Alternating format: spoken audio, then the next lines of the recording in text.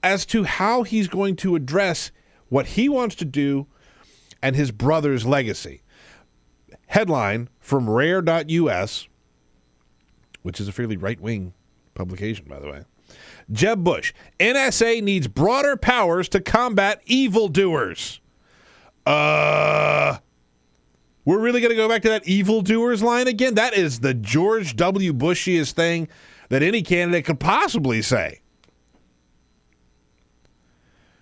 Jeb Bush, quote, "There's a place to find common ground between personal and civil liberties and the NSA doing its job. I think the balance has actually gone the wrong way." Which is in this idea that we are now putting more limitations on the NSA. He thinks that's the wrong thing to do. He thinks that they should be having more powers. Quote, "Rather than reacting to the bad behavior, I think we need to be more forward-leaning as it relates to what the consequences will be." End quote. Jeb Bush has got a real problem, man. Is Jeb Bush still look, let me just say this first. I managed to make it this whole segment and not mention the name Donald J. Trump. But I think that right now Donald Trump is the front runner in all the polls, but I do think that the CW, the conventional wisdom here in Washington speak, will tell you that Jeb Bush is going to be the nominee for the Republicans. I just think that he's going to be the safer choice than Donald Trump, and they're going to figure that out. So does Jeb Bush have a chance? Is Jeb Bush as bad of a campaigner as I think he is? Let's very quickly go to Jessica in northern Maine. Hey, Jessica. Hi, Peter. Hello, Good my darling. morning. What's your take on Jeb? No, I just got one thing to say. Jeb Bush has to double down on this. He, along with Donald Rumsfeld and Dick Cheney, he's one of the original signatories on Project for a New American Century. That lovely 92-page right-wing diatribe about, benevolent hegemony. That's straight out of there. I do think how to handle the Middle East. He has to hang on to that. Yeah, no, that's a good point, Jessica. I mean, I do think, though, that we're in a time now where Jeb Bush could just say, look, folks, I am not my brother. We've learned the lessons of the past. I'm ready to be a new kind of Bush. I'm ready to change the course of this country. We're not going to get stuck in any more endless wars. We're not going to torture people. We're not going to spy unnecessarily on American citizens. Rand Paul says that type of stuff. I'm not saying that Rand Paul is some saint, but like a Republican can say it and get away with it. 22 minutes past the hour. My name is Peter Ogburn. 866-55-PRESS is our phone number. 866-557-7377. My name is Peter Ogburn, sitting in for Bill Press. Quick break. We'll be right back. Seen on Free Speech TV and online on TawkrTV. This is the Bill Press Show.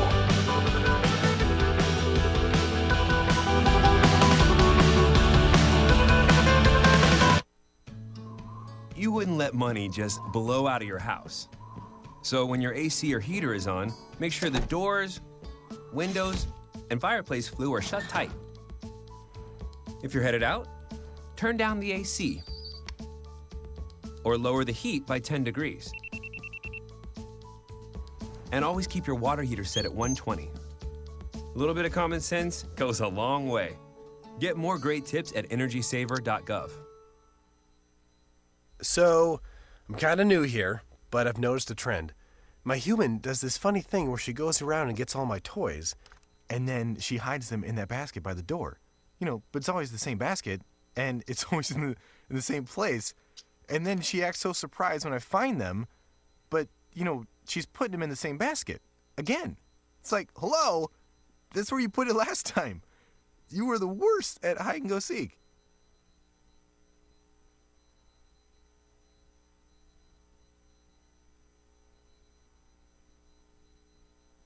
We came here to Foster City, where we're going to watch UC Berkeley, a University of California SWAT team, do a hostage rescue scenario.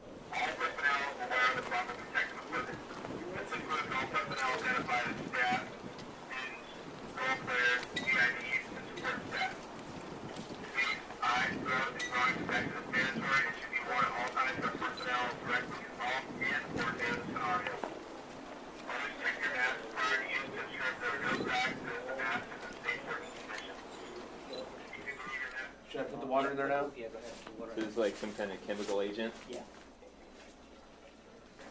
Copy, we're ready. I'm gonna get shot. I already know it, dude.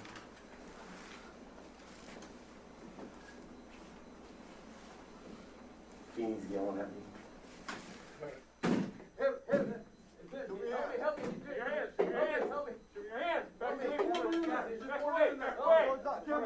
Gentlemen, we have a chemical. We need to pull our person out. Get these guys out of here. Pull them out. Pull them out. Pull them out. Put your hands on your face. Put your hands on your face. Keep him covered.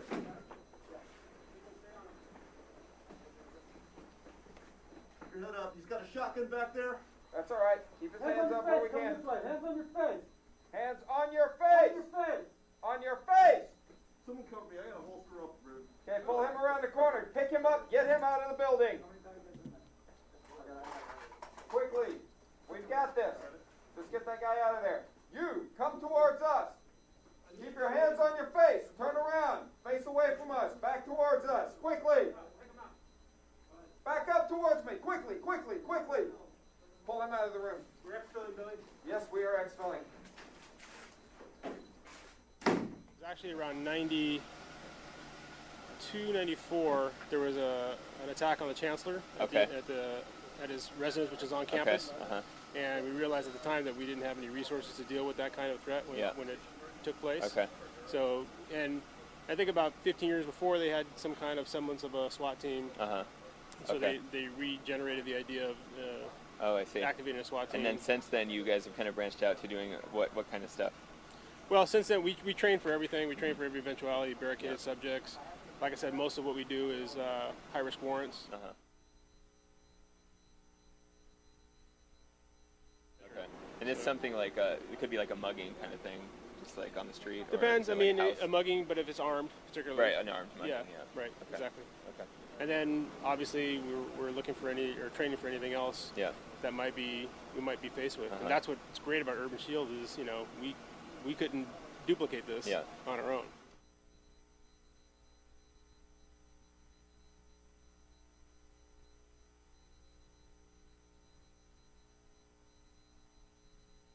My name is Peter Ogden, sitting in for Bill Press today. I heard from Jimmy Williams, who's going to be here shortly. He had a bit of an evening last night with travel, so we're helping him out here through the first hour. Of course, can't do it without you.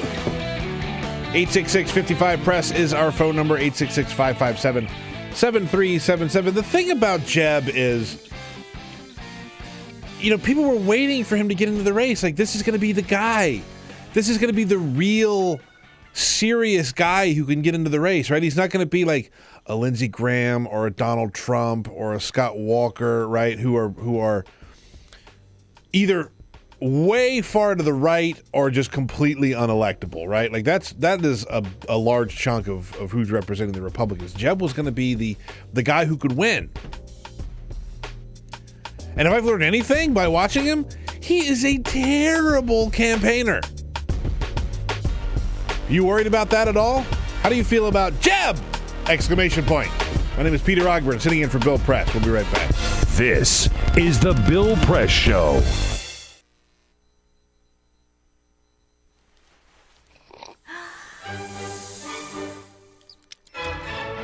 When I started learning about nutrition, about which, by the way, much less is known than you might think, I learned that what mattered most about one's health was not necessarily the nutrients, good or bad, that you were consuming or staying away from, or even the calorie counts. But what predicted a healthy diet more than anything else is the fact that it was being cooked by a human being and not a corporation. Corporations cook very differently than people do. They use vast amounts of salt, fat, and sugar, much more than you would ever use in your own cooking. And the reason they do that is those are three incredibly attractive and incredibly cheap ingredients. And when they're layered properly, as in a chip or pastries and forms of junk food, they're incredibly addictive. They really press our buttons. They activate our dopamine network, our cravings. And in fact, people in the industry, they don't talk about addiction in the food industry, even though they traffic in addiction. They talk about craveability. It's the same thing. And snackability is another term they use. It's a lovely word. And then the last point about corporate cooking that's important to understand is they cook different stuff than you do at home. What they're good at, in general, they don't cook that well, but things like chips, they cook incredibly well. And here's a classic food that if you make it yourself, if you've ever made French fries, you have to wash the potatoes, you have to peel the potatoes, you have to slice the potatoes, you have to fry them in a lot of oil, you have to spatter your entire stovetop, you have to clean up, and then you have this pot of oil you have to get rid of. I mean, it's really difficult, and it's a pain. They're wonderful, but it's a pain. And if you make them yourself, you'll only eat them every 6 weeks, 2 months, because it's too much work. But when you let corporations cook for you, it's so simple and so inexpensive, and they're really good, that you will have them twice a day, as many people in America do. So you see the kinds of foods you end up with are these labor-intensive foods and desserts. These special occasion foods become everyday foods when we let industry cook for us. Eat anything you want, just cook it yourself.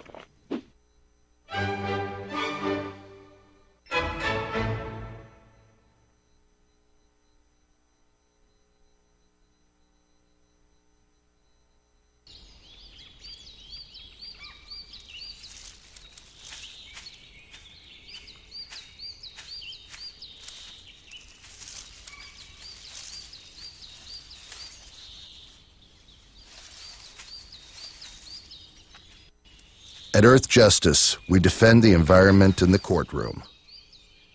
Join our fight. When you take a seat, you take a stand. Earth Justice, because the Earth needs a good lawyer.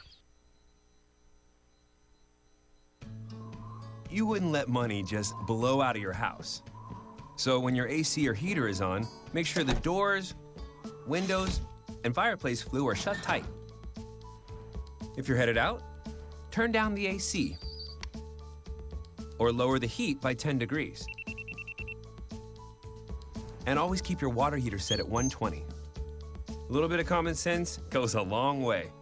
Get more great tips at energysaver.gov.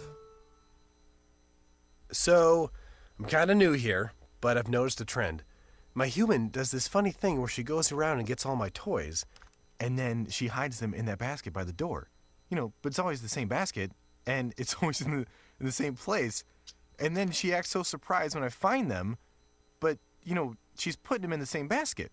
Again. It's like, hello? That's where you put it last time. You were the worst at hide and go seek.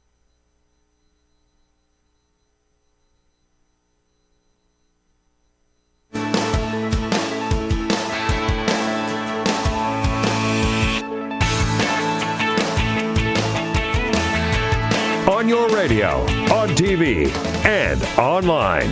This is The Bill Press Show. Yes, it is The Bill Press Show. My name is Peter Ogburn, sitting in for Bill Press today. Wednesday, August 19th. Jimmy Williams emailed me during the break that he is on his way. He'll be here top of the next hour. And we've got a great show lined up.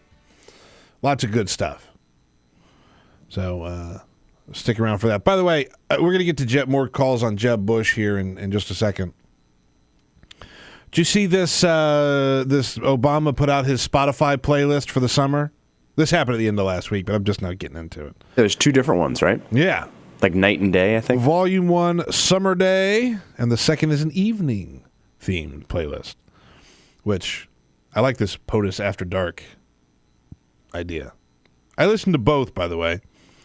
They're all right. I could probably put the two of them together and make one good list. I like night better than day. I like night better than day. I like night a lot better than day.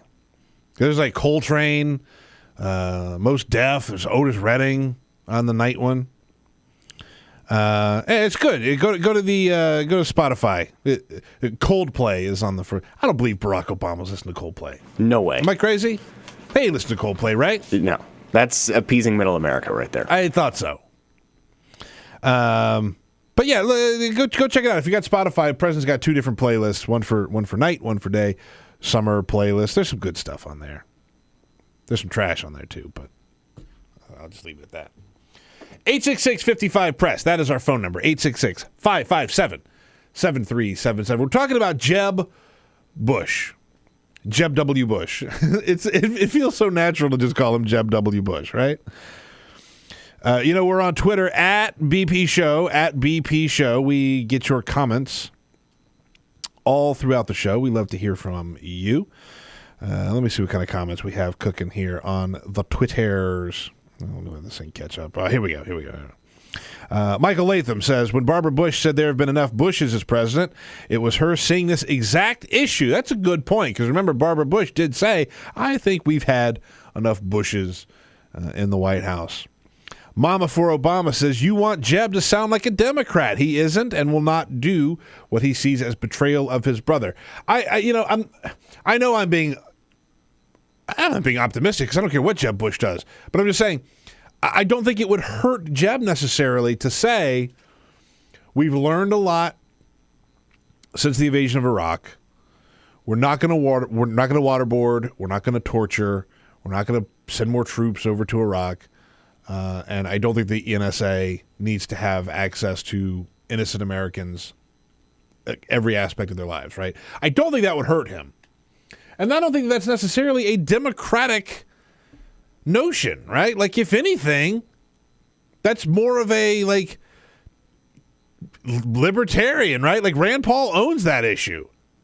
We're not going to have drones that spy and kill American citizens. We're not going to have the NSA tapping your phone all the time. We're not going to waterboard and torture, right?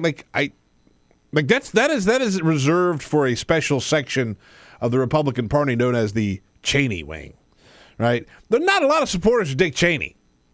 You don't see Dick Cheney out there, people throwing Dick Cheney's name around running for president the way that they do with Joe Biden, right? He's not beloved by America the way that other people are. 866-55-PRESS, 866-557-7377. We go to Andrew in Canton, Georgia on Jeb. What's the deal with Jeb, Andrew? You worried about him? You think he can go the distance at all? I don't. I don't think he actually has what it takes. I hate to say it, but I think Trump actually has it over Jeb for right now. I mean, Jeb's not even in the top 2 in my book, but it's a sad day when we have a celebrity becoming a president. I don't disagree with you, by the way. I still kind of hold on to this idea that Donald Trump is going to show himself as too extreme or just too shallow of a politician to handle the job. But I keep waiting for one of these grown-ups, right, to step up and make a real play, right? Like Jeb Bush was supposed to be the grown-up in the room. Scott Walker, people talk about Scott Walker. Boy, talk about a guy who can't catch fire at all. Scott Walker, he's terrible on the national stage. Jeb is terrible. Who else is out there that's one of these serious candidates? John Kasich maybe moving up a little bit? Ben Carson? Excuse me, no. Who else was on that main stage? I mean, Chris Christie? Really? Maybe if this was 5 years ago. There are no real... I'm sorry. I saw someone tweet the other day, like, there are 6 or 7 good Republican candidates that I could support for president. No, they're bad. They're terrible. And it's not just that they're terrible... It's that they're running bad campaigns. 866-55-PRESS is my phone number. They're running campaigns. Look, if we've learned anything from Barack Obama, it is that you've got to be a good campaigner to win the presidency. Look at what he did to Hillary Clinton in 2008. The inevitable Hillary Clinton. Unless you run an airtight, rock-solid campaign like the one that Barack Obama did. He was...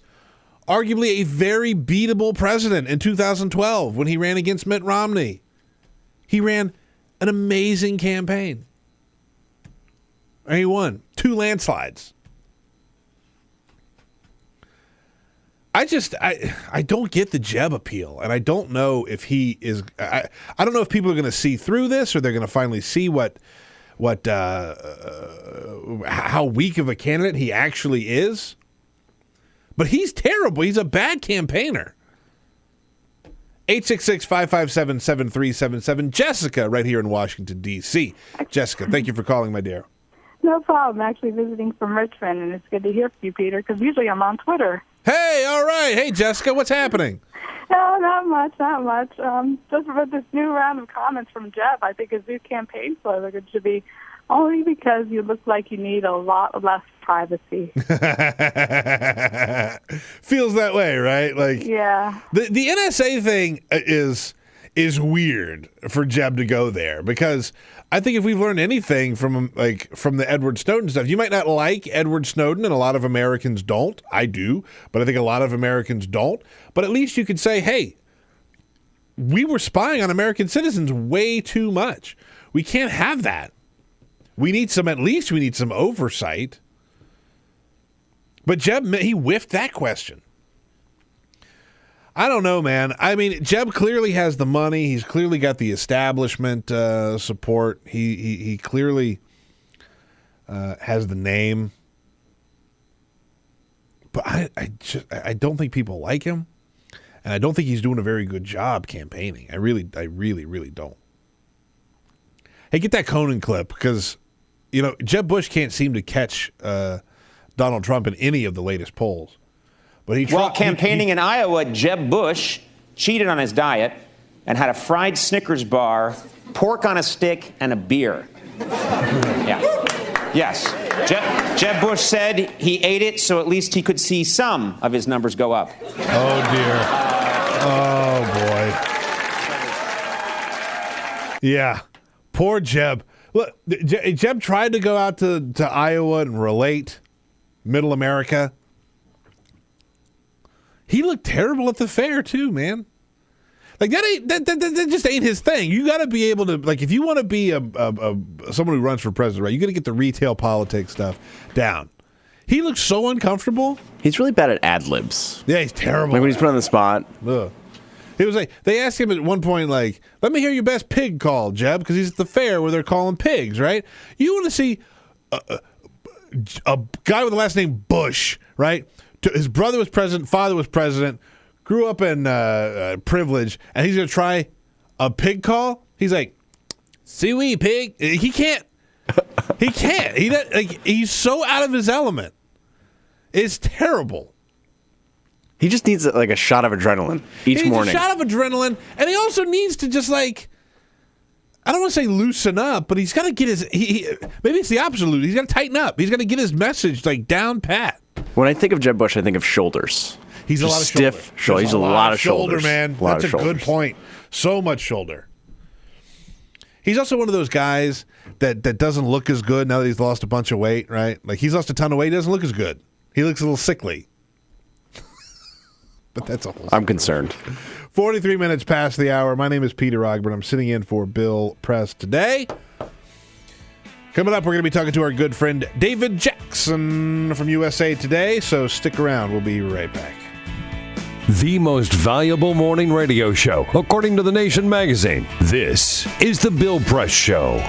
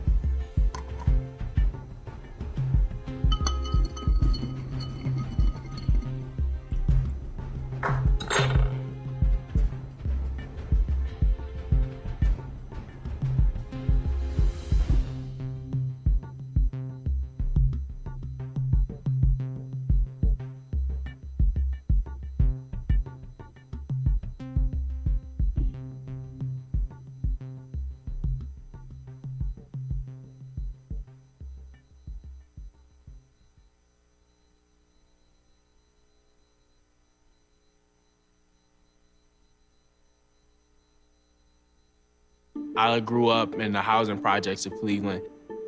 I didn't even know that life could be any better than it was. Education for me has been a way to get away from the agony of what was normal life.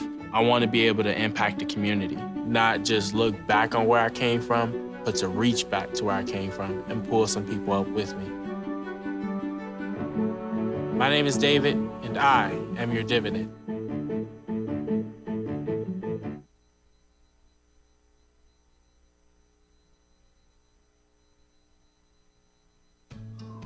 You wouldn't let money just blow out of your house. So when your AC or heater is on, make sure the doors, windows, and fireplace flue are shut tight. If you're headed out, turn down the AC or lower the heat by 10 degrees. And always keep your water heater set at 120. A little bit of common sense goes a long way. Get more great tips at energysaver.gov. So, I'm kind of new here, but I've noticed a trend. My human does this funny thing where she goes around and gets all my toys, and then she hides them in that basket by the door. But it's always the same basket, and it's always in the same place. And then she acts so surprised when I find them, but, she's putting them in the same basket. Again. It's like, hello? That's where you put it last time. You were the worst at hide and go seek.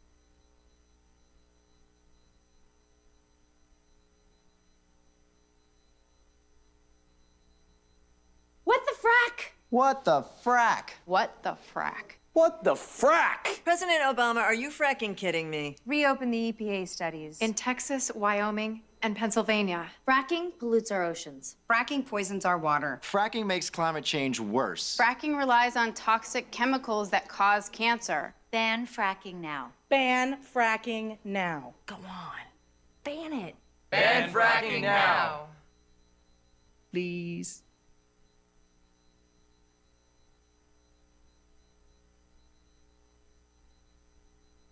Anticipating hosting today, Jimmy Williams is going to be hosting the last 2 hours of the show. He's on his way here. He had major travel problems that went well into late last night and into early this morning. So I'm just keeping the seat warm for him for now, which bums me out because Jimmy is a fellow South Carolinian, and he was going to be in here hosting with another fellow South Carolinian, White House correspondent for USA Today, David Jackson, who joins us on the line. Hey, David, how you doing, buddy? Fine, Peter. How are you, sir? I'm all right. You're stuck with me today. That's all right. It's vacation mode, man. Bill's on vacation. Elisa's on vacation. The president's on vacation. You and I are stuck here, man. I'm on vacation next week, so I'll be joining him. Okay, good to know. Good to know. So this just seems to be the summer of Trump that never ends, man. It's so much Donald Trump this summer, right? It's amazing how he just dominated the political landscape all of a sudden. And despite crises that would have sunk any other politician, it only seems to have strengthened him. He continues to lead in the Republican polls, but it's early, and I think a lot of Republicans do feel like it will eventually dissipate once life returns to normal after August. Yeah, I kind of, what I keep saying is, I see him survive scandalous comment after scandalous comment or things that come up that could hurt him and him keep skating. I know he will not get the nomination, but I don't believe that he won't get the nomination, right? Like I'm going to have to see I can't figure out what it's going to be that's going to bring him down, but something has to, right? I think one thing that at least the smart guys in the Republican Party think is that more and more people will get interested in the race. You got to remember, we're paying attention because it's our jobs, and some political junkies are paying attention, and so obviously Trump supporters are paying attention, but rank and file voters really haven't locked in yet. Yeah, and the feeling is once they do that they'll start migrating toward other candidates. But there's one thing that I think that is different than the Michelle Bachmans and the Herman Cains and some of the other of these type of candidates that we've seen is I do think Trump will stay around and he will have some kind of impact on the race. But it's hard to see him actually getting the nomination. There's an interesting moment in the debate a couple of weeks ago where John Kasich kind of had to say, who was one of the people who has excused himself from bashing Donald Trump, either from fear of retaliation or whatever. But he said, look, we have to acknowledge as a party that he has tapped into something here. Right. And for better or for worse. Immigration, and there's no doubt Trump has forced other candidates to the right on immigration. That could be a problem with Hispanic voters when the general election rolls around. That's going to be the real test for the seriousness of Trump, is now that he's in this phase of having to explain his his how he's going to get these policies done, right? Like that's a make or break thing. Right. And he's putting stuff down on paper, and he's gone even harder on immigration than before. Now he's talking about changing the Constitution so that automatic citizenship isn't granted to people who were born in this country, the so-called anchor babies issue. Right. He's talking about massive deportations now. He's actually gone even a little farther to the right on immigration than before with this new paper program that he's put out over the weekend. So I think it's going to be a definite challenge for other Republican candidates to deal with him and the issues he's bringing to the table. By the way, a new CNN poll came out this morning, took a look at Hillary Clinton, found out that she is, according to this poll, 6 points ahead of Donald Trump. That is, as they call it, a dramatic tightening since July. Well, yeah, that was one thing the Republicans have tried to use against Trump, is that he'd be a bad general election candidate, and the polls bore them out several weeks ago. But now, given this poll and there are some other indications that Trump would actually do as well in the general election as any of the other Republican candidates. I saw that too. The fact that Clinton's still leading all the major Republican candidates, but the lead in that poll has shrunk considerably. So I think it's more of a comment on her perceived weaknesses right now, but you can count on the Trump people to trumpet that particular poll now too. That's going to take away another argument against them. It's funny. I had this idea that in the beginning of the Trump campaign, like as he started to get a little more popular and as these poll numbers started to go in his favor, that they would do these events and then the Trump campaign would just like go to a back room somewhere and just laugh their asses off at how well they were doing. Like they can't believe it.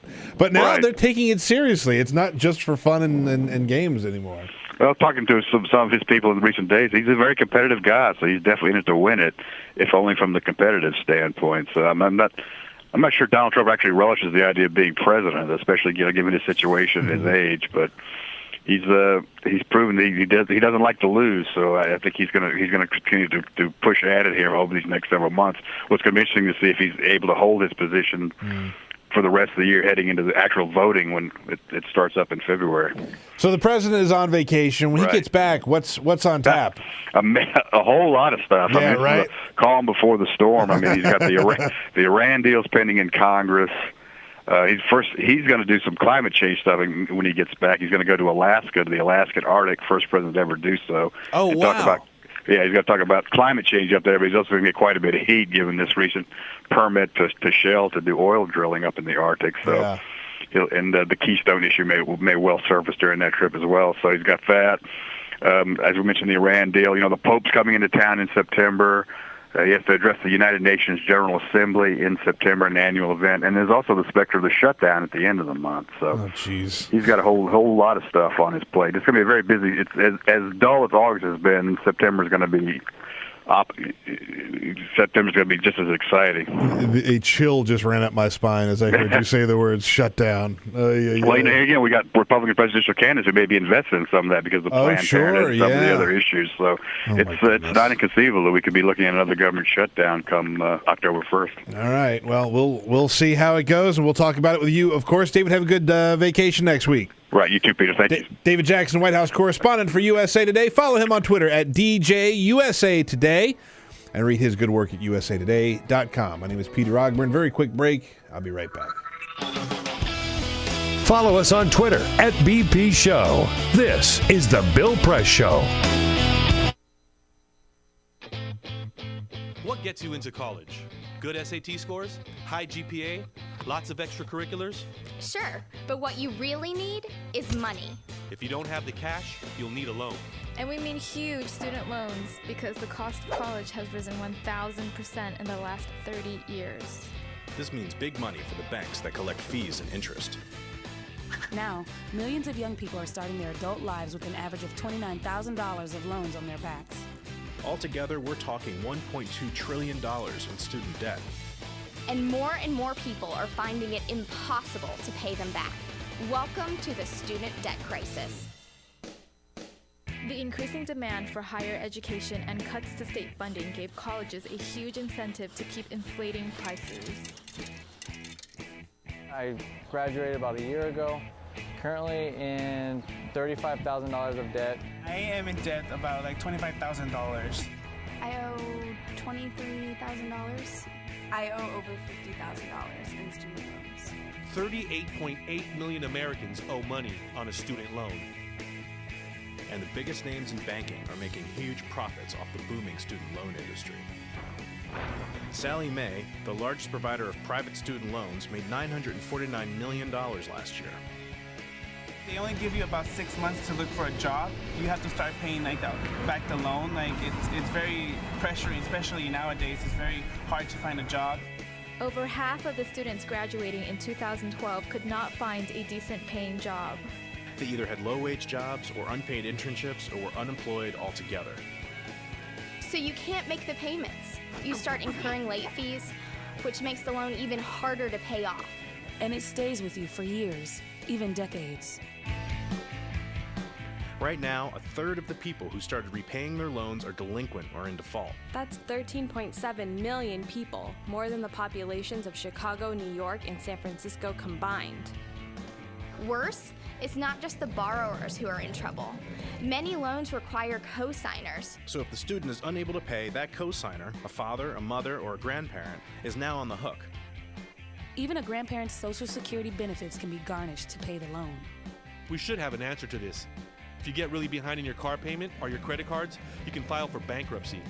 But Congress has made it nearly impossible to discharge student loans through bankruptcy. Big institutions make big profits while students try to make ends meet under crushing debt. Is this how we want our education system to work? The whole point of going to college is to get the career you want, but lately that's been discouraged because no one can afford school. You get a job just to pay off your student loans. We need higher education, not higher debt. Sign up to end the student debt crisis at higherednotdebt.org.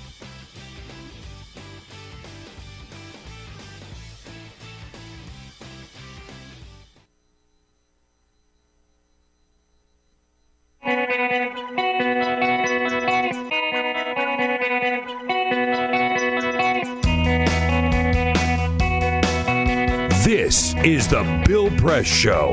It is the Bill Press Show. My name is Peter Ogburn, sitting in for Bill. This is the greatest story. You know Mike Epps, comedian? I do. So he's on Twitter. He's such a dope. So he gets followed by this woman, an attractive woman. So he tweets at her, "Hey," and she tweets back, "Hello." He says, "Are you on IG? Are you on Instagram?" And she says, "Not anymore. I wasn't getting the likes I deserve." So he says, "DM me." Right? So he barely knows this girl. He's trying to slide into those DMs. All of a sudden, Mike Epps' wife sees what's going on, and she tweets at the both of them with the little emoji, like eyes wide open, like, You can't do that. What is he doing? What is he doing? First of all, don't tweet somebody publicly and be like, DM me. Because you could just DM somebody. Like, you don't have to. Oh, man. So the woman, about an hour later, tweets and shows that Mike Epps has blocked her because presumably Mike Epps' wife swooped in and was like, nah. There had to have been a real life interaction after that. Absolutely. You need to block this woman right now. All right. Jimmy Williams is here. He's going to be hosting the rest of the show. Stay tuned. My name is Peter Ogburn. I'll still be around. Jimmy's taking over the big chair. It's the Bill Press Show. Be right back. This is the Bill Press Show.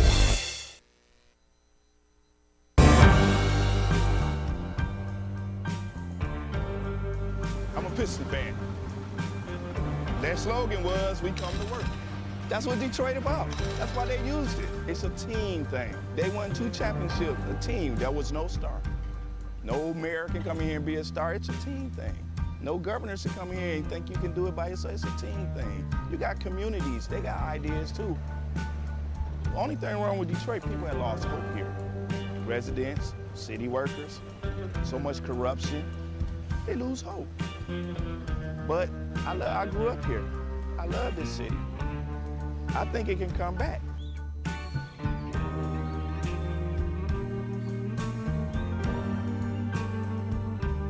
I've been working for the city 24 and a half years. Within the last 10 years, we've took 4 pay cuts, and then an additional 10% wage cut. I've lost a home. When you take all of the decisions out of the city of Detroit, all of us. And then what do you have? Exactly what we got. A lot of problems.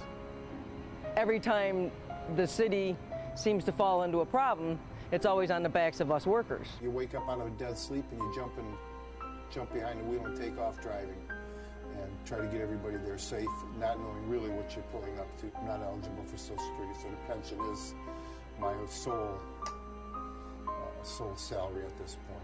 We've been in business here 39 years. We've seen a lot of changes in Detroit. The area was a lot of industry, a lot of city workers. It's getting very tough for the city workers. It's getting tough for us as a business people. Response times are increasing because of the closing of companies, which takes your insurance rate through the roof. So all the things that affect us affect the citizens. I worked for the city in different capacities for 29 years. I feel like an old jacket. You use me up and they throw me away.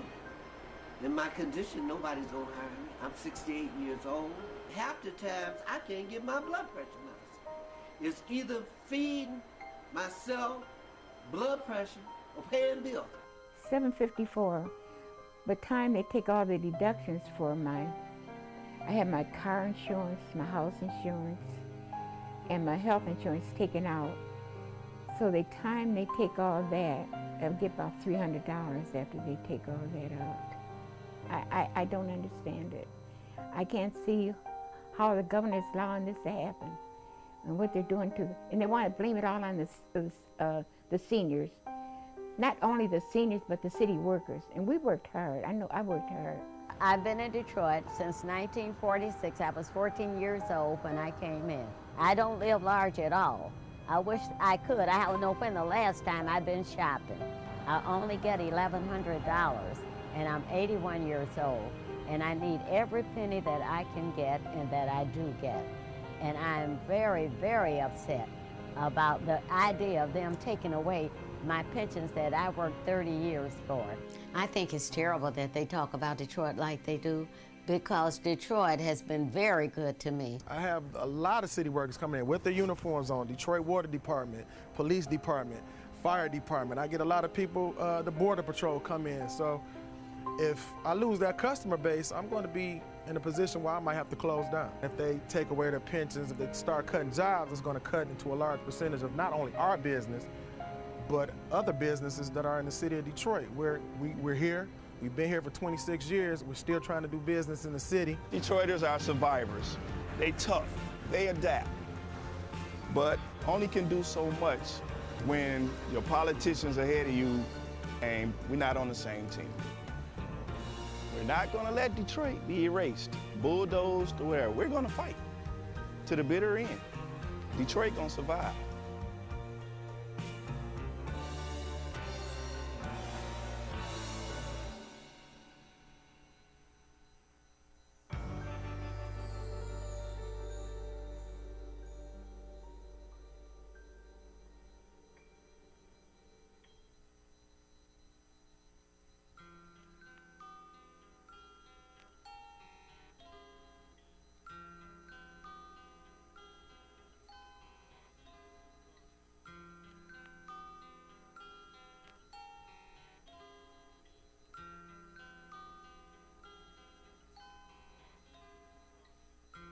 Just this month, my bill was like $138. Even at one phone call a week cost me $40 to $50 every month. I am living on a fixed income of SSI, so this is really a great hardship. Families are being punished. When they incarcerate their children, they incarcerate the whole family.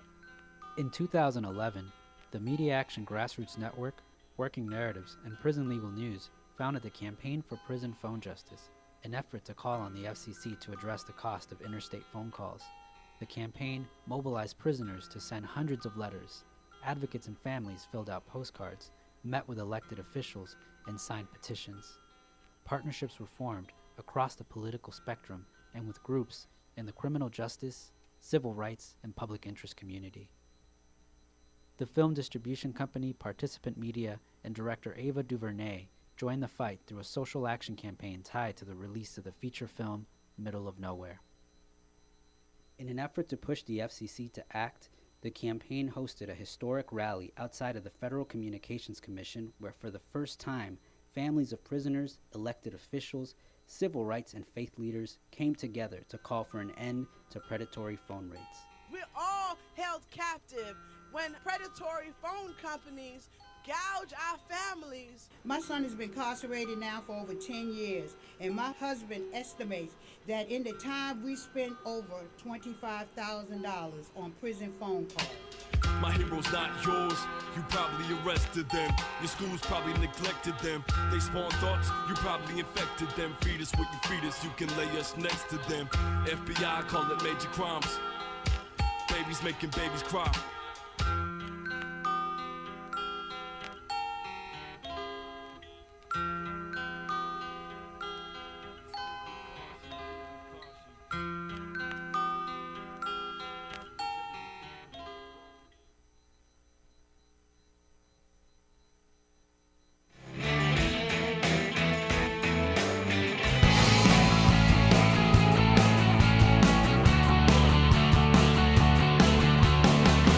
Broadcasting around the nation, on your radio, on your TV, and online.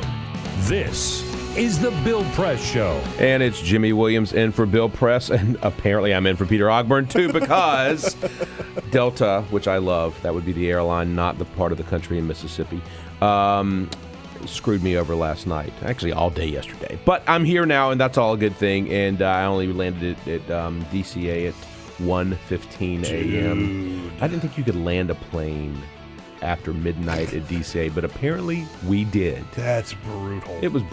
There wasn't like a mouse in that place. Someone was polishing the floors in that place or something like that. Yeah, those late night.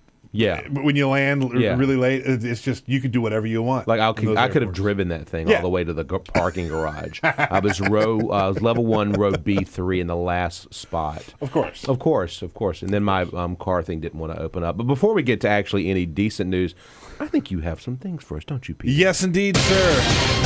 This is the Full Court Press. Just a couple of other stories making news. Ooh, I do not like this story one bit, but we got to get it out there. Former Subway spokesman Jared Fogle, he is going to plead guilty to child pornography charges. He had a very bad day yesterday. He's going to be in court today, and they say he's going to accept a plea deal where he's going to plead guilty to these child pornography charges. Subway immediately tweeted out that they were dropping him from all of their stuff. He's previously been sort of suspended. He suspended the Jared campaign, which has served them quite well for many, many years. It is time for them to get rid of him. They threw him overboard. I was always skeptical of Jared. I was also skeptical of that little kid on the Mazda commercials. He goes, zoom, zoom. Yeah, I would. Zoom, zoom. Anybody that whispers at me, I freak out about, especially Jared. Hey, how about this? A big news at the White House. The first openly transgender official was hired at the White House yesterday. Congratulations to Rafi Friedman Gerspon. She was hired yesterday as Outreach and Recruitment Director for the Office of Personnel. That's what they're calling it. OPM, and that's a good thing. You know why? Because the OPM people in the federal government need to be a little bit more, anything. Yeah. I mean, other than the government worker drone person. Right. Which, by the way, look, I've done it. I know it. So. Well, it's interesting that they're putting it. I mean, they really understand and realize that, you got to have a face out there that speaks to different people. Absolutely. And so this is a big step. I Congratulations, think that's really Rafi. Congratulations. Yeah, congrats. And I saw this story come through a little earlier this week. I haven't been able to do it yet, but I love this story so damn much. Oh, dear. Glad I saved it for you. Saturday Night Live announced their season 41 hosts. Couple of notable ones that we will be seeing. October 3rd, it will be Miley Cyrus. Mm-hmm. October 10th will be Amy Schumer, who's very funny. Mm-hmm. And October 17th, Tracy Morgan. What I want to see is Tracy Morgan twerking. That's what I want to see, right? I mean, I think he can do it. Miley Cyrus can make anybody twerk. It was a year ago. We weren't sure if Tracy Morgan was going to live. I got goosebumps. You can't see them, but I'm telling you. I got so excited when I read that. And he's not only doing well, he's doing well enough to perform again. They said that not that long ago, they were almost certain he wasn't going to perform again. But he's going to be on Saturday Night Live with a lot of people who are going to help support him. Very excited to see that. That's going to be great. And we thank Walmart in a weird, twisted way. We thank Walmart. Yeah, there you go. Yes. And I can't believe I'm awake. Oh, man. How you doing over there? I'm alive. I've had 2 cups of coffee, 3 glasses of water. I'm not sure what to do next, but we'll make it through because we've done it before. I was in Memphis yesterday. I flew in yesterday morning, and I interviewed Congressman Steve Cohen. Oh, cool. Steve Cohen's the most fascinating man in the entire Congress. There are 435 members of the House. There are 100 senators. And of all 535 of them together, collectively, Congressman Cohen is the most fascinating guy. Yeah, okay? he's an interesting dude. And the reason he's the most fascinating is because he has lived the life. He represents, he's a middle-aged white Jewish dude who represents Memphis, which is a majority African-American congressional district. Yeah. And he's represented it for like 10 years. And every year, every election cycle, he gets more and more and more and more of the vote. And I watched him in action yesterday down in Memphis, or over in Memphis, I should say. And I got to tell you, there's a reason why he wins that seat over and over again, because he pays attention to his constituents. I watched him in action.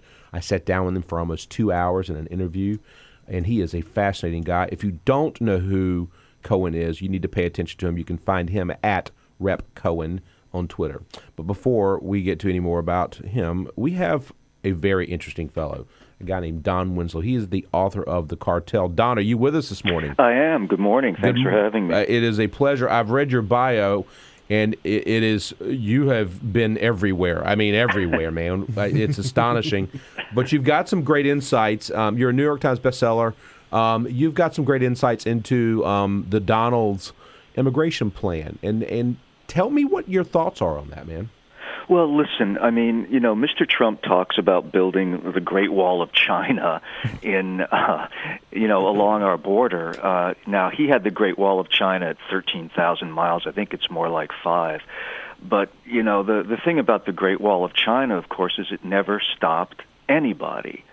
And that's because it has gates, and as do we. And so when you look at this wall plan of his, it's impossible. And certainly, my field is more in the drug trafficking area. It's going to do reporting on the drug trafficking area. Yes, thank you. Thanks, Bill. It's 7:15 in the morning. I don't want our listeners to think that you're out there running, coke. Okay? We'll talk off the air, Don. Yeah, that's fine, guys. I appreciate the clarification. Yeah, exactly. Yeah. Bill, more than you know. My field is in reporting on the drug trafficking area, and this plan will do absolutely nothing about that. So the wall. Look. He's got this big, huge proposal, right? I went on his website and I looked at it. Yep. And I'm in politics, Don. Sure. And I've been doing politics for 23 years, and I know the art of the deal. Okay. Yep. And here's the deal with the art of the deal. The art of the deal is you give and you receive. You give and you get. Mm-hmm. You give and you take. So I tell you what, I'll give the Donald the wall. Let's just throw some red meat at the red meat thrower and just give him his stupid wall, because, as you say, it will not work. They will build tunnels. I mean, the Mexican government is corrupt. They will figure out ways. Listen, Bill, it's not just the tunnels. You have 3 of the busiest commercial crossings, border crossings in the world, right? With thousands of trucks going through them every day. Right. It's his beautiful door, if you will.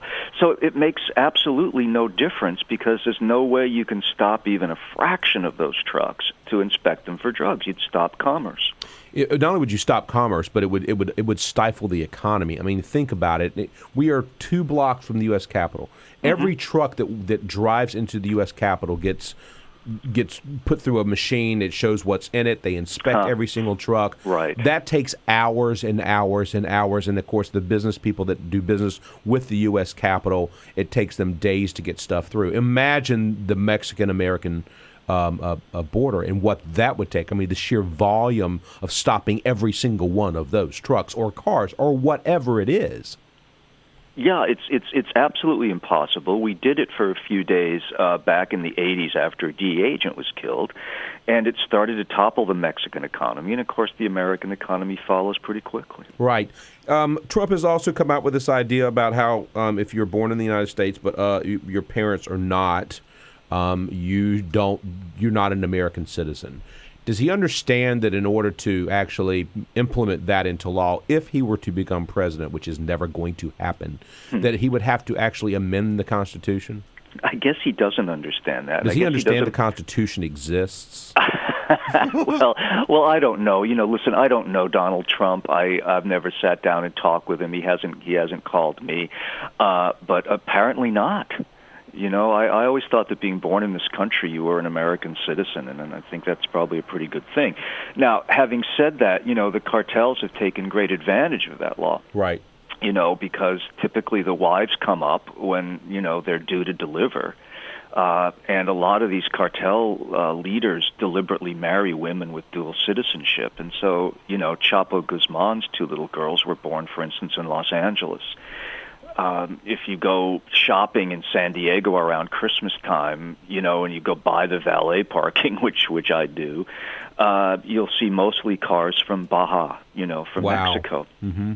And so, listen, there are some problems with that. On the other hand, I'd rather go with the Constitution, I think. So there are 11.3 million immigrants right now, that are illegal immigrants in the country right now as we speak, right? And Trump thinks there are more than that, but this is the number that everybody is coalescing around. The highest number was 12.2 or 12.4, I think, in 2007. This was when George W. Bush was president, by the way. So the number's down. The most deportations ever under Barack Obama, much to the chagrin of the Latino community. And here we are having a debate, a genuine, I'm not sure it's genuine, philosophical debate about the issue of immigration. I'm not sure it's philosophical. And maybe it's not even philosophical. Maybe it's just farcical. That's spelled with an F, not a PH. But maybe what we're talking about here is the country does care about this. Right. If the country did not care about this, I promise you, Donald Trump would not be sitting at 35% in the latest polls. Double digits over every single other Republican. Right. This matters to a lot of people, and I've said this before, and I'm still convinced of this. This is not just a Republican or a conservative idea. Independents care about this issue of immigration. Democrats care about this, especially in the South. But the business community is saying, wait a minute, stop. Bye, Felicia. You can't do this kind of stuff to us. And you can't do this because otherwise the American economy will grind to a halt.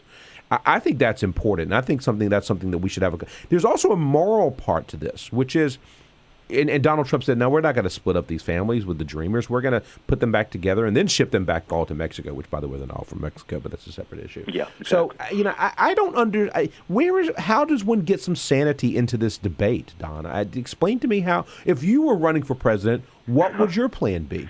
Well, God forbid that I'd be running for president. Yeah, I know. Since you're running drugs, I know. Exactly. No, thank you very much, guys. I appreciate that. Geez, your poor wife. I mean, she mightn't buy a nice car, but geez, drug mama, jeepers. Drug mama. Exactly. She always has cash too. I never quite understand it. Yeah. I never do, and my wife always does. I like your wife. Can I meet her? I think she's kind of cool. Yeah, I know, absolutely. We'll work that out. Okay. Listen, I think to inject some sanity in this debate, and without my having to run for president to do it, I just think that we do need to kind of look at a moral element of this, because we tend to look at this in the abstract, and we talk about undocumented people or illegal people. We should just be talking about people. I live on the border and have for 20 some odd years. I used to have the Border Patrol chasing people through the back of our property. I used to find migrant camps, where people would stay overnight. Now, one thing I can tell you is that immigration is way down. Right. We're catching this wave, very, very late. More people are leaving for Mexico than are coming up from Mexico. The other thing is that a lot of the immigration now are not Mexicans; they're Central Americans. Right. trying to escape violence and horror in El Salvador and elsewhere, things that we helped create by our incredible appetite for drugs, while at the same time we try to prohibit them. So we create the cartels, we create these drug organizations, and we fund the violence. And so that's another thing that we need to take a look at. But I think that there should be an earned path to citizenship. I don't think that we should be splitting up families. The cartels do that. They kidnap these immigrants on their way up, and they tell the father or the brother, you're going to mule these drugs across the border for us, or we'll kill your family.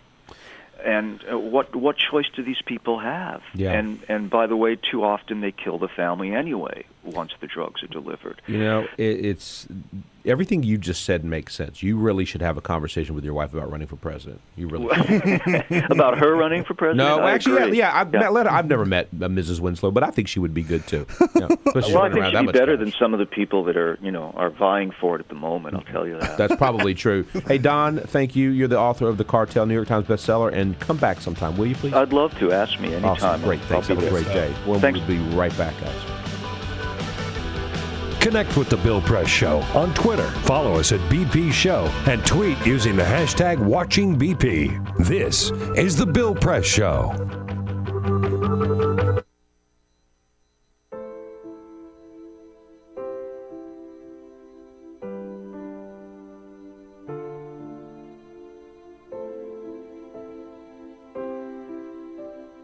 I have run these canyons for 6 million years.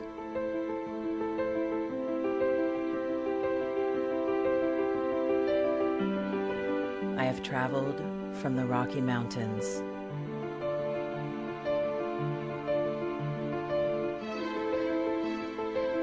to the deserts, through scorching heat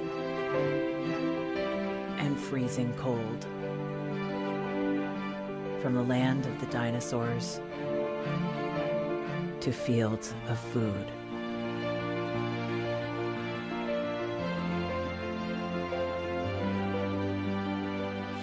I lend my hand to 7 states, 2 countries, 9 national parks,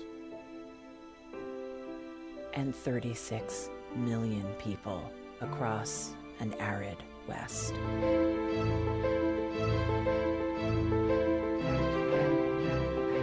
I am not the strongest or the largest, but I am the hardest working.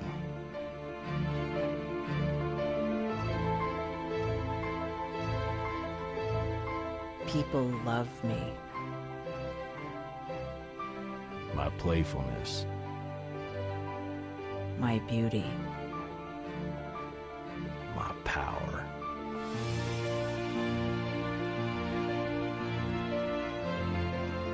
my life.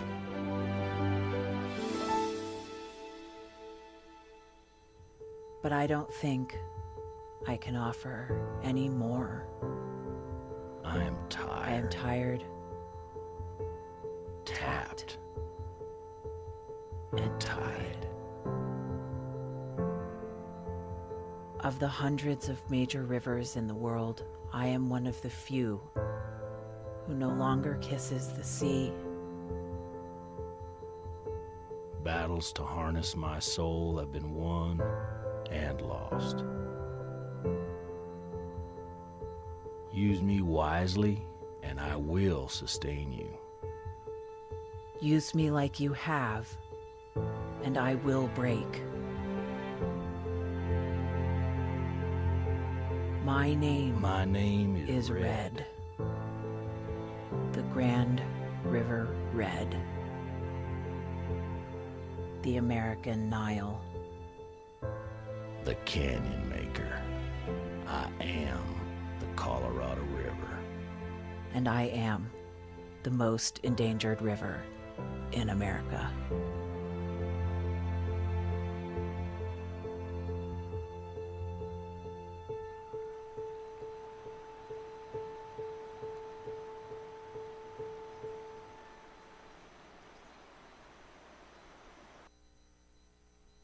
So, I'm kind of new here, but I've noticed a trend.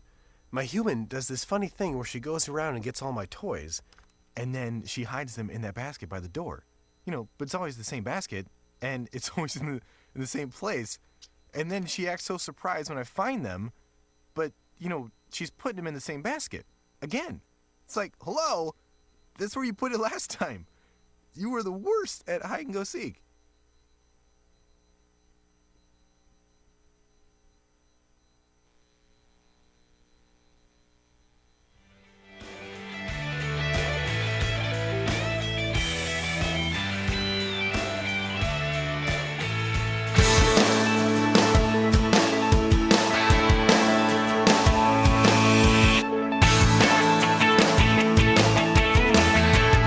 On your radio, on TV, and online. This is the Bill Press Show. And it's Jimmy Williams. And for Mr. Press, who was on vacay this week, I wish I were Bill Press. Actually, I wish I were Bill Press more often than just today. Because he's had such a great career, and it's an honor to sit in his chair. Good morning, everybody. You can follow me at Jimmy's Politics on Twitter. And in the chair today, we have Peter and we have Jamie.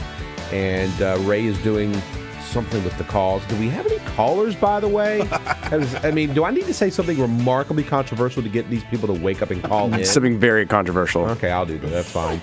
Cyprian, of course, is back there trying to make me look purdy this morning, which I don't think is working very well. Let's talk emails. Everyone emails. Like my mother emails, which is terrifying because she basically forwards every piece of right-wing cray-cray stuff that she ever gets from everyone. Oh, you too? Yeah. Oh, yeah. You got that mom, yes. too? Yeah. Although Same. my mother's for Hillary. But my mother does for the right-wing cray-cray stuff. And it's from her right-wing cray-cray cousins, who are my cousins, too, but I don't know who they are, apparently. and so I get them, and then I will email her back, and I'll be like, Mother, I love you very much. If you ever send me another email like this again, I'll kill you. Whatever. Which I really would not kill my mother because that would not be helpful to my voting rights, but you get my point. And so everyone emails. Hillary Clinton emailed. Karl Rove emailed. Do me a favor. Jamie, play the clip. It has nothing to do with me, and it has nothing to do with the fact that my account was personal.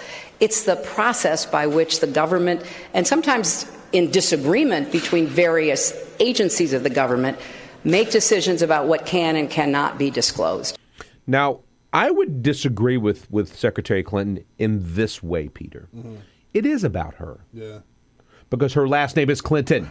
If her last name were Smith or Jones or Willingham or Barber or Ogburn, no one would care. Just like no one cared back in 2007 in April when we found out in the Bush White House that Karl Rove's emails were not only lost, they were erased. Poof. Poof. Gone. Vanished in thin air. Oops. And what server were they housed on? They were housed on a server at the RNC, which happens to be 6 miles away. So someone, which is, by the way, a private entity, so someone explained to me where the outrage was. Millions and millions of political emails, many of which could have contained top secret information, and they were lost, and no one gave a damn. No one said a word. There were some reports about it. I think the Washington Post said something about it. Why is there a double standard? Explain to me that. You actually don't Clinton. Explain it to me. So That's right. Her name. last name is Clinton. Chew on that, folks, and we will be right back.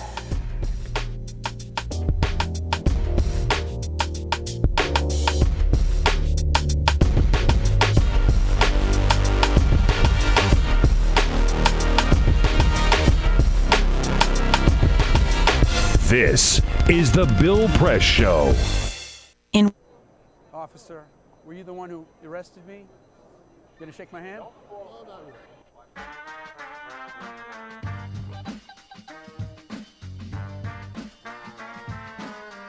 So I got invited to host a vigil called Carry the Names. And that's what they were doing, carrying the names of the people who were victims of deadly police force. Michael Brown, Eric Garner, Akai Gurley. I got a motion from Dragonfly from Stop Shopping Choir, and I started preaching. I preached up a storm as best I could, but about a minute and a half into my sermon, the place was flooded with police, Homeland Security, National Guard, state troopers, and I was pushed over and handcuffed so fast, down in the jail, down in the basement. Before you know it, I was out the door, put in prison overnight. The next morning, I'm in court. The same thing happens. I'm just rushed out of there. Then our lawyer, Wiley Steckler, gives me this iPhone. And there, in black and white, in the Gothamist, a popular paper, is this charge by Adam Lisberg, the MTA law enforcement spokesperson for this grand place. His quote is that I, Reverend Billy, physically attacked a police officer. Unbelievable. The feeling of being robbed of my work and life and identity, just the fiction. I did not touch anybody. I did not look. I know how to do this. I'm trained in nonviolence. I did not do anything. It was right here. It was right here. It happened right here. I was simply arrested while I was speaking and taken away, and that's it. The cold feeling in my city, the city that I love, that city spokespersons whose salary I pay for with my taxes, that they would say this. I can just feel the rending apart of the community, that we are not that close. We're not. They are willing to say this, and they think that they can just say anything about anybody and get away with it.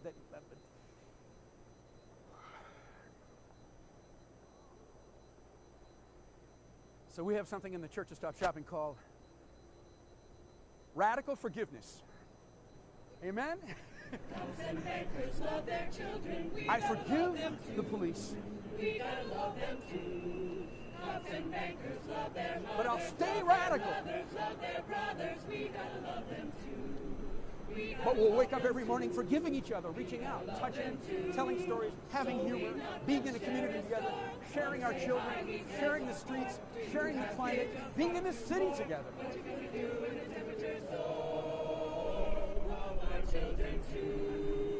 But forgiving each other, being grateful to each other, helping each other out, living together, living together. Got a daughter just turned 4. What do we do in the superstore? What do we do with the blood and the gore? The water's rising through our door. Love our children too. Love our children too. Amen. Earthalujah.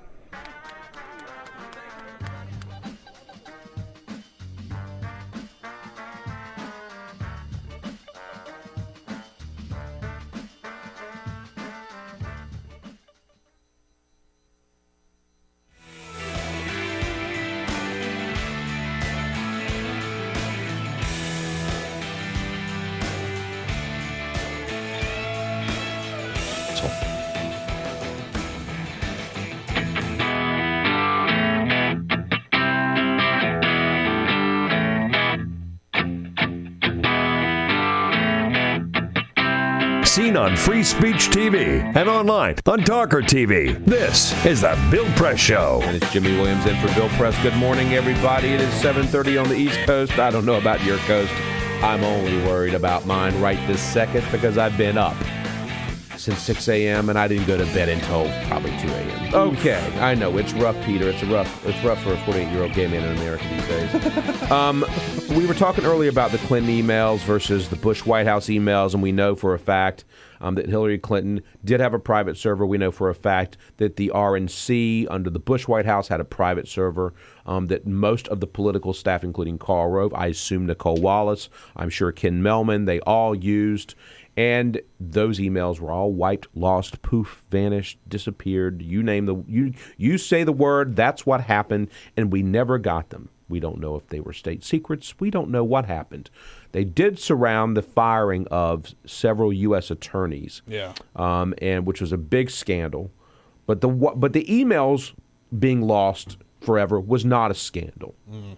So here, what we know is, in the last presidency, George W. Bush, there was a private email server specifically put up for White House staff for them to do one thing and one thing only, to email back and forth about sensitive political information, and every single one of those emails was wiped clean.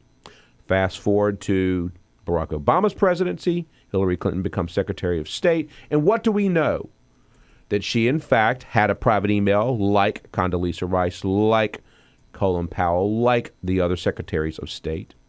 That she, in fact, had a private server, that under no circumstances has anyone told us that that private server was either infiltrated or hacked, whereas the State Department's servers have been hacked over and over and over again.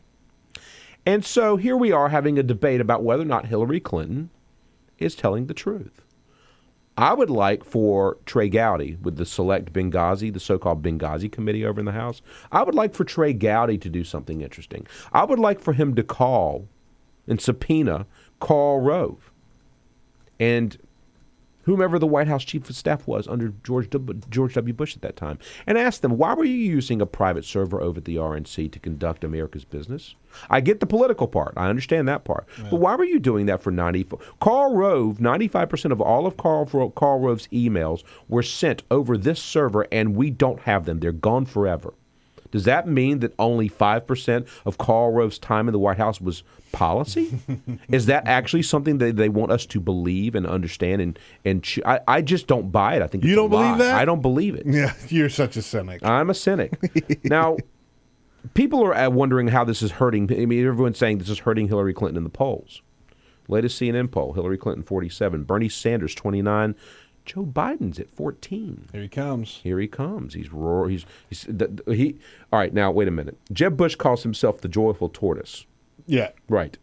But coming from behind is Joe Biden. I'm not sure maybe he's the happy hare. I don't know. But the vice president his numbers are up. Yeah. Bernie Sanders' numbers are down. This surprises me. Yeah. I don't know what's going on with that. It's an interesting thing that we've been talking about here in the terms of the better that Bernie does, the more likely it is that Joe Biden gets in. Right. And, the email thing, which we've talked about, I think you're right. The Clinton name is going to carry around baggage. I hate to say baggage, no matter because what. It's not actual baggage. It's stuff that people are going to throw at, right? Because her last name is Clinton. Right. But this email thing seems to have struck some sort of a nerve with some people. This latest CNN poll looks at electability of some of the Republicans, right? And Donald Trump, who is leading, by double digits. Just about every poll you see. The latest one was at CNN, where he's up double digits over Jeb Bush. Yep. The race, as CNN puts it, has dramatically tightened between Hillary Clinton and Donald Trump in the polls. They have her only ahead of Trump by 6 points. Well, I'll take 6 points. Yeah, I'll take 6. 6 points is still a win. and does anyone actually think that Donald Trump's going to be their nominee? I'll say this. I have this whole time maintained I have all the confidence in the world that he's going to flame out. Yes. But I don't know what it's going to be that is going to actually sink him.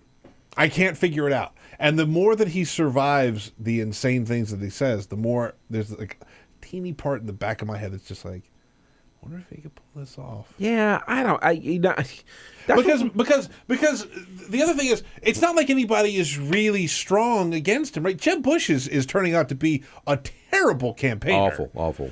Who are some of the other serious ones? Scott Walker. I mean, he looks like he's not ready for prime time. Rubio, the same thing. Guy's got the policy of a guy from the Dark Ages. Well, he is. Yeah, he's not from the Dark Ages. His father is from the Dark Ages. Yeah. His father is not a good person. Look, here's my thought process on Trump. Trump can't help himself. Trump can hurt himself. Okay, I got it.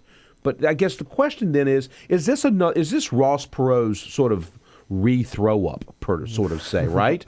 I mean, remember, don't forget Ross Perot. Ross Perot, when he ran in 92, You know, and everyone says Bill Clinton won because Ross Perot ran as an independent. Bill Clinton won because he won more votes, and he won the electoral college. Guys. That's how it works. But it was the same. It was the same vein of craziness, right? Yeah. That giant sucking sound from Mexico. I can't even talk like Ross Perot because I'm not 5'4" and crazy billionaire. I wish I were 5'4" and a crazy billionaire, but I'm not either of those things. And so, you know, look, it's Ross Perot was bad for the GOP, but I think Trump is far worse because Ross Perot wasn't a misogynist. Right. Ross Perot wasn't, you know, going after, you know, the idea that you know, abortion. I mean, he didn't go down this path. He didn't just do this kind of stuff. We actually have maybe I said something controversial because we have a caller from Westland, Oregon. Robinson, are you on the line? Hey, can Hillary Clinton please make a daily stump speech that hammers away at the fact that it was legal for her to have her own server, number one, and number two, to list all the hypocrisy, the Romney server emails that were all deleted from Massachusetts, the Rove that you mentioned. Can she please make that stump speech for about 15 minutes every day? But Robinson, there's something bigger than the fact that Mitt Romney erased his emails. Mitt Romney destroyed his hard drives when he left the governorship.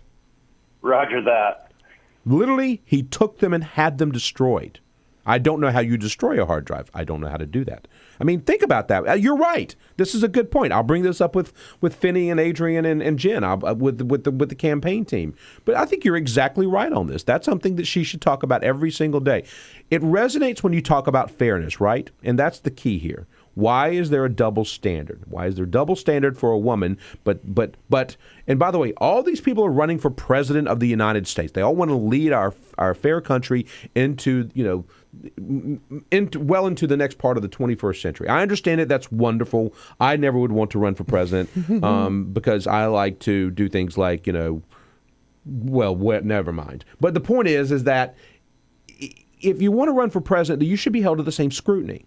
So Scott Walker's private server, his private emails, Jeb Bush's the joyful tortoise, he's released virtually a fraction of all of his emails. Yeah, and he got praised for all this transparency. He hasn't released. No, he's released emails. Virtually none of them. It's ridiculous. You know, Rick Perry, same exact thing. I mean, find me a candidate that's running for president that doesn't have a private email as governor or as Secretary of State or as a member of Congress or whatever it is.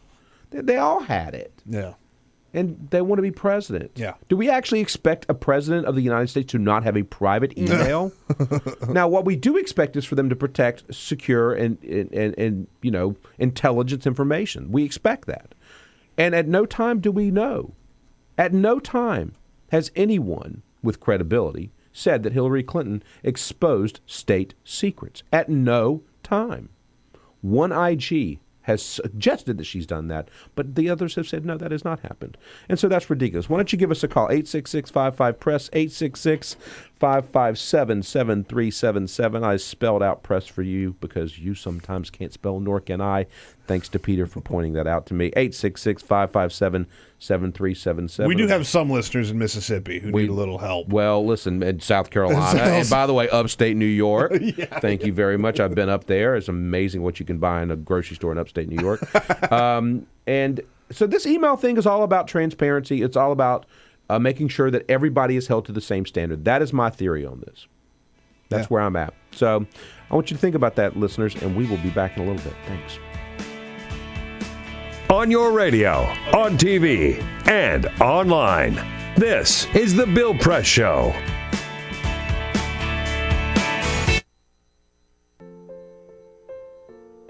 This is why you took a second job.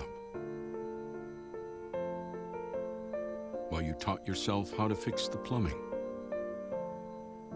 While you'll do whatever it takes to keep your home. And that is why we want to help. We are making home affordable, a free government resource that can make paying the mortgage easier. Call 888-995-HOPE today.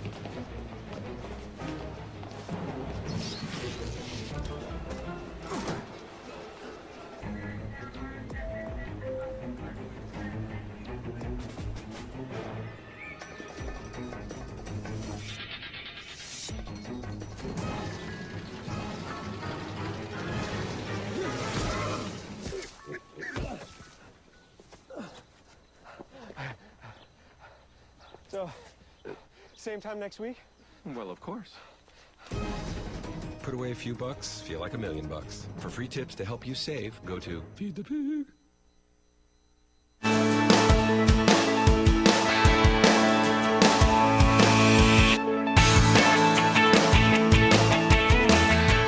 Follow us on Twitter @BP Show. This is The Bill Press Show. And it's Jimmy Williams in for Bill Press this morning. Good morning, everybody on the East Coast. Good morning, everybody in the middle of the country. And good morning, all you great people listening on the West Coast. Good for you. We have with us this morning political reporter for Politico, Kyle Cheney. You can follow him on Twitter Kyle D. Cheney with an Cheney. Kyle, good morning. Good morning, Jimmy. How you doing? I am alive, which is astonishing considering I didn't go to bed until 2 o'clock this morning. How are you, sir? I'm doing well. Well, it's good to hear your voice. Kyle, you are following the 2016 presidential election. Best I can. As best you can. Well, listen, there's a lot to follow, my good friend. I don't know how you do it. There are a lot of good reporters over there, so that's the good thing. Hey, the new CNN poll, Hillary Clinton 47, Bernie Sanders down to 29, Joe Biden up at 14. What is going on with that? What are your thoughts there? I think you're still seeing, if you look at the Sanders total and the Biden total, you're seeing the level of discontent and concern about Clinton's candidacy. It's not to say that she's necessarily going to be a weak candidate, but she's been taking some beatings in press coverage over the email stuff. She's getting hit by the 17 Republicans, so it's not like she's getting a lot of friendly commentary about her from anybody else out there. Right. And I think there's just a bit of nervousness among Democrats, saying, what if this email thing gets bigger and snowballs and she unravels? Let's have our eye on the other guys in the field too. Yeah, all right. So, Lynn, let's go to the email issue, because that is the one. I mean, I think we can all agree. I think her campaign would probably agree. The one thing that is not dragging her down per se, but holding her sort of at a number and then and allowing other Democrats, Bernie Sanders, et cetera, to sort of come up, if you will, is this email issue. Why is it, and listen, I know Politico reported back on this back in 2007 when the Bush White House lost millions of emails that were Karl Rove's emails that were all political, and some of them I'm sure were policy, and they were all sitting on a private server at the RNC. Why isn't that something? I mean, Hillary Clinton yesterday said everybody has done this. Well, she's right, including Karl Rove. And God only knows who else from the Bush White House. Why is there a double standard? I think, what it was really about is, at least when it comes to how it's affecting her standing, it's about a level of trust. And I think that's where, I don't think if you ask Democrats, what they're nervous about and what they're concerned about, they're not going to say, "Oh, we think Hillary Clinton is doing something illegal," and that's why we're concerned and looking elsewhere.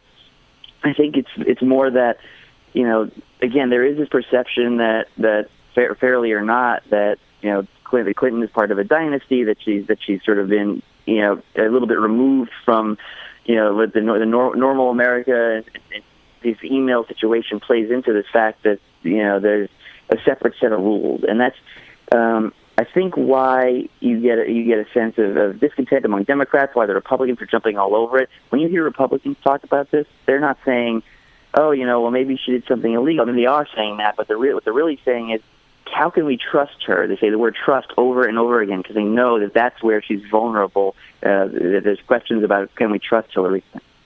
That's interesting. So can we trust her? All right, here's my question then. On the Republican side, Donald Trump leading by double digits according to this same CNN poll. Can we trust Donald Trump to actually balance the budget, considering he's and this is a question I asked him on the Dylan Radigan show like 4 or 5 years ago, which is, I said, Mr. Trump, you've declared bankruptcy 4 times in the Commonwealth of New York, yet you're still a personal billionaire. Explain to me how that's possible and why you think that you could be president. Chris Wallace asked him virtually the same question in the first debate the other night, a couple weeks ago, and it was a good question, not because I came up with it first 4 years ago, but because it's a legitimate question, right? So can we trust Donald Trump? I mean, this is where I'm getting at, okay? If it's about electability or trustability, trustability is not a word, but I just made one up, then why is it that are we holding I'm just gonna say this. Are we holding a woman named Hillary Clinton to a different standard of trust than we're holding the men to that same standard of trust? Donald Trump declares bankruptcy, yet he's still a billionaire. Jeb Bush, same thing on the private server. Scott Walker, same thing on the private server. Rick Perry, same thing on the private server. Private emails, not giving us those emails or a fraction thereof. Why is there a double standard here? Is it because she's a woman, do you think? I think you definitely can find sympathy for that argument, but I think you're talking about two different sets of driving factors. I mean, you're talking about Republicans and Democrats here, and what's driving Republicans right now is very different than what's driving Democrats. And the sense there isn't, look, Hillary Clinton's still dominating in the poll. You noted that there's some gains among other potential candidates, but she's still way on top, and she still beats out these other guys. But when you look within the Republican Party and the guys who are winning there, I don't think what's driving that contest right now is necessarily what will drive it when the actual voting happens, right? And B is over matters of electability and these sort of general concerns that usually come up, like the economy, like the budget, fiscal issues. Right now, we're seeing the anger, and over illegal immigration driving Donald Trump's candidacy, and that's spilling into the way everyone else is running too. It's interesting, the idea of trust and the idea of electability. It's not so much within the Democratic or the Republican primaries. To me, it's a question of what independents think, and that's the real question here. That's the general election. That is not a primary issue. Hey, Kyle, we're right up against the break, but I just happened to notice that you're fairly newlywed, man. So I appreciate you spending your honeymoon here on the Bill Press Show, dude. Thank you. I don't know if my wife would, but I'm glad to be here. Well, you know what? Tell Mrs. Cheney we said thank you very much. We are most appreciative, and have a lovely beach day wherever you are. Go back to bed, Kyle. Go back to bed. I wish I could. Thank you so much. All right, good. Thanks, dude. Kyle. Appreciate you joining us. And we'll be back in just a moment, folks. Stay with us. Connect with The Bill Press Show on Twitter. Follow us at BP Show and tweet using the hashtag WatchingBP. This is The Bill Press Show.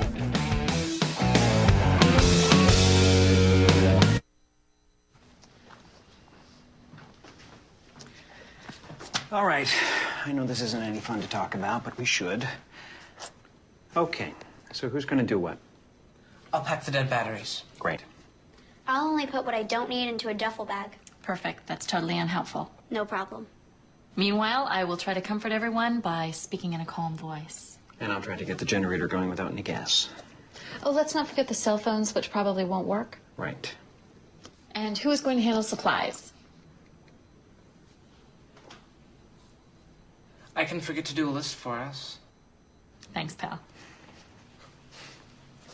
Well, I think we couldn't be any less prepared. I'm proud of you guys.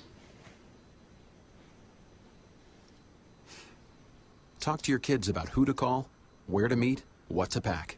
Visit ready.gov/kids for tips and information.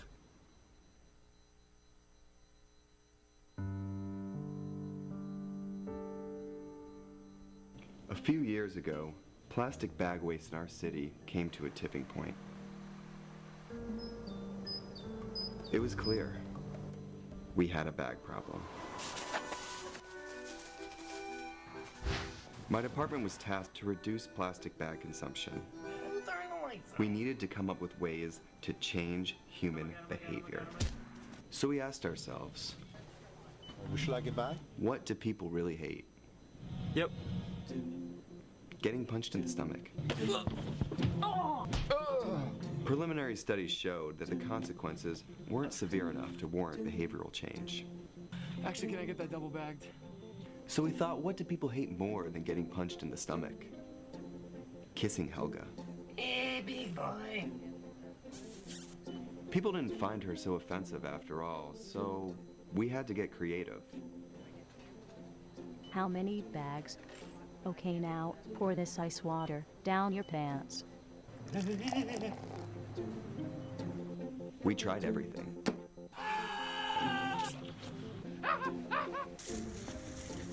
Eat this rat. Defuse this bomb. Even fighting your clone. After blowing through millions of dollars of government funds on research, I came up with a brilliant idea. Why don't we just charge 5 cents per bag? That's a stupid idea. Would you like a bag? Yes. 5 cents a bag. 5 cents? 5 cents? Do I still have the option of getting punched? Honestly, I don't know how everyone else missed it. Why don't you just get a reusable bag?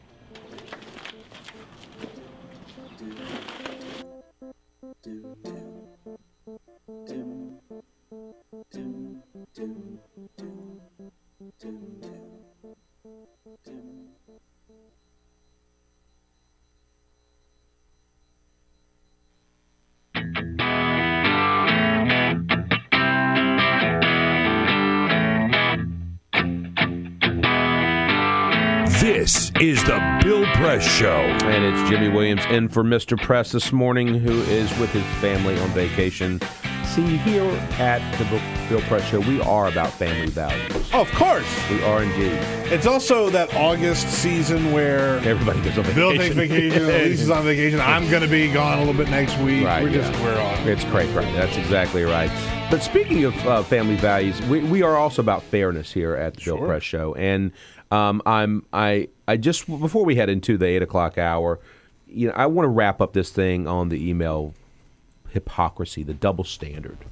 It's a problem. Hillary Clinton did nothing different than anybody else, and she's being held to a different standard. It's got to stop. Folks, you got to think about that. You got to think about that. And you need to really ask the question, why is she being held to this different standard than Scott Walker, Jeb Bush, and everyone else? And we will be right back.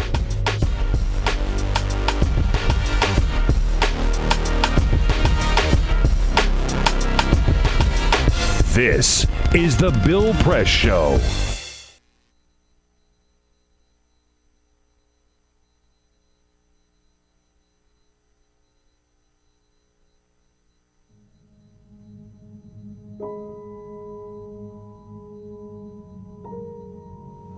The hardest moments for me is when I'm laying awake in the middle of the night and I'm thinking about all the times I made a pitcher of Kool-Aid with the water, or I boiled a pot of corn or potatoes with the water. Those thoughts just stick with me in the middle of the night, and I feel horrible as a mom that I didn't know that something was wrong, but how could I have known? There's no way I would have known. The spill at Dan River happened when a drainage pipe that ran underneath an ash basin and dam collapsed, sucking out 6 decades of waste and spewing gunk directly into the river.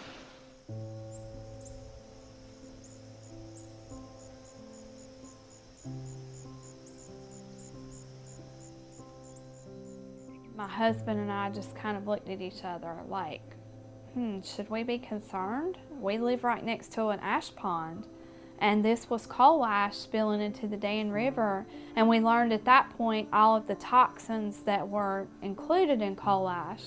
A situation like Dan River, where there was a catastrophic disaster, gets people's attention, but the fact is that these coal ash pits have been leaking and poisoning people's groundwater and the state's surface waters for decades. Coal ash is the residue left behind after coal is burned in a coal-fired power plant. A large coal-fired power plant can burn 10 million tons of coal a year.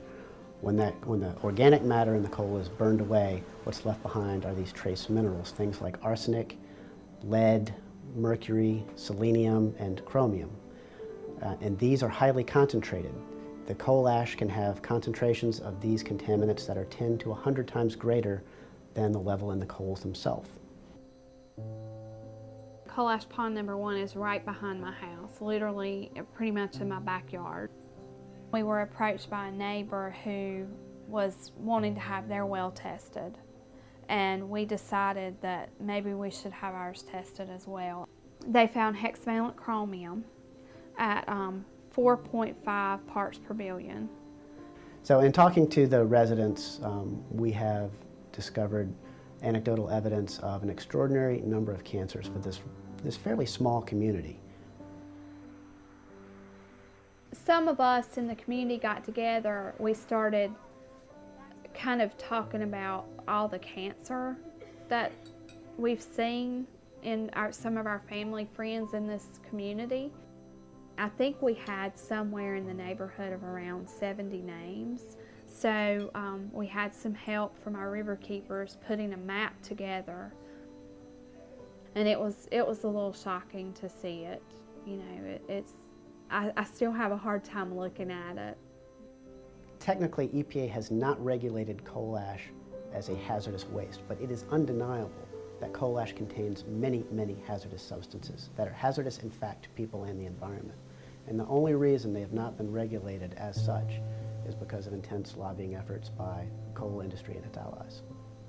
A lot of these chemicals are simple elements, but when you find them at the levels that they exist in around coal ash ponds, then you're starting to talk about cancer, brain tumors, you're talking about birth defects, developmental problems, neurotoxicity.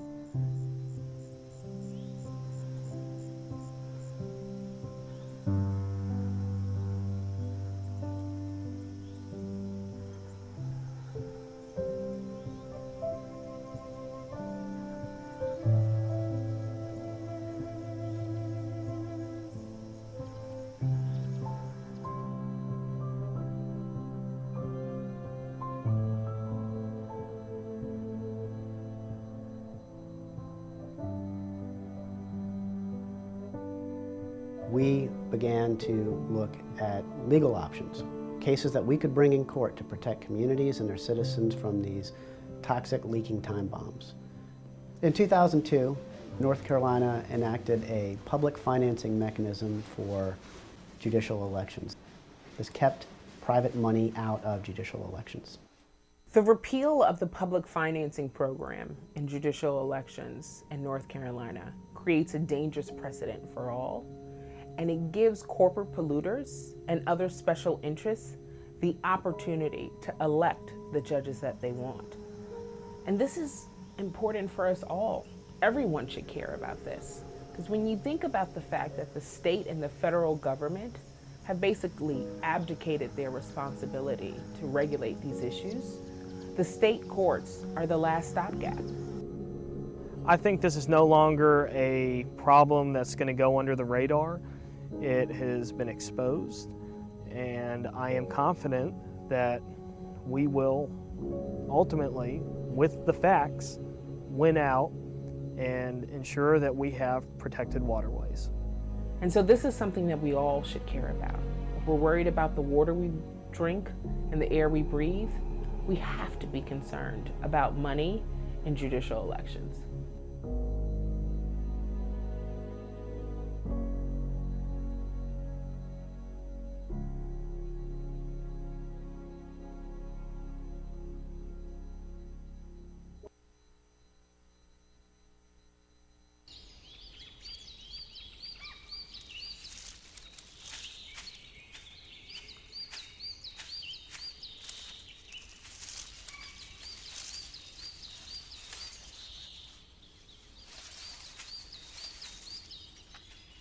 At Earth Justice, we defend the environment in the courtroom.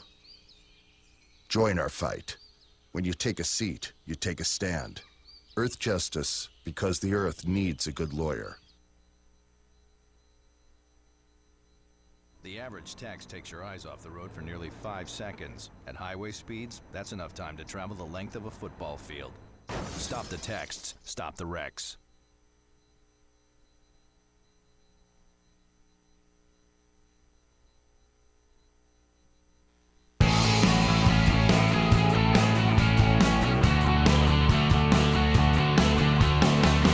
Broadcasting around the nation, on your radio, on your TV, and online. This is the Bill Press Show. And it's Jimmy Williams in for Bill Press this morning. You can find us at BP Show on the Twitters. You can find us on Talker at youtube.com/TawkrTV. You can also find us DirecTV and Dish. I've got Peter here with me this morning. Hey, Jimmy. Good to see you, as always. Good to see you, sir. Jamie is running the board for Alicia, who's like sleeping somewhere, on a park bench. Good morning. It's good to see you. Ray is here as well, screening the calls from the Cray Crays and the Lovelies. We love it all. Yes. Call us, please, We if you want all will. of you. That's right, 866-55-PRESS, 866-55-PRESS. And, of course, Cyprian is over there, trying to, Photoshop us and make us look purty on the video, which is good. So it's good to see everybody. But before we get to actual real news, we got your news. I did it to him. I just did it to him. All the fake news. All the fake yes. news. That's exactly right. What you got for me this morning? Let me give it to you. This is the Full Court Press. Just a couple of other stories making news. Earlier this week, I reported that Papa John of Papa John's Pizza had his Camaro stolen. Now, the way this all went down is he had this Camaro when he was a young man. Yes. He sold it to help fund the Papa John's Pizzeria. Then he found it a couple years ago, and he bought it back for $250,000. Wow. Yeah, right? So he had it in storage, and it turns out it was stolen earlier this week. Well, it's been found. Where is it? Found in the driveway of a suburban Detroit home.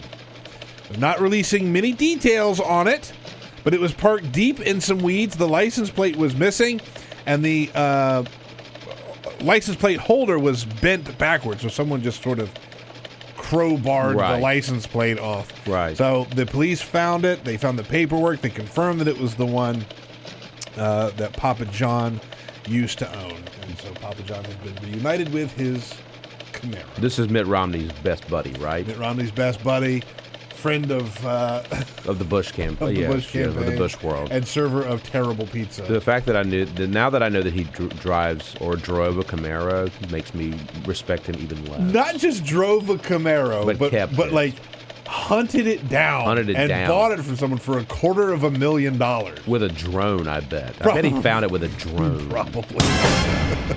I love this story. This is a great story. History has been made. The Army Ranger School. Yeah. They are going to be graduating its first female students on Friday. It's never been done before, but 2 students are going to become part of the U.S. military's elite fighters and leaders. Are going to become Army Rangers. It's a huge breakthrough for women. It is.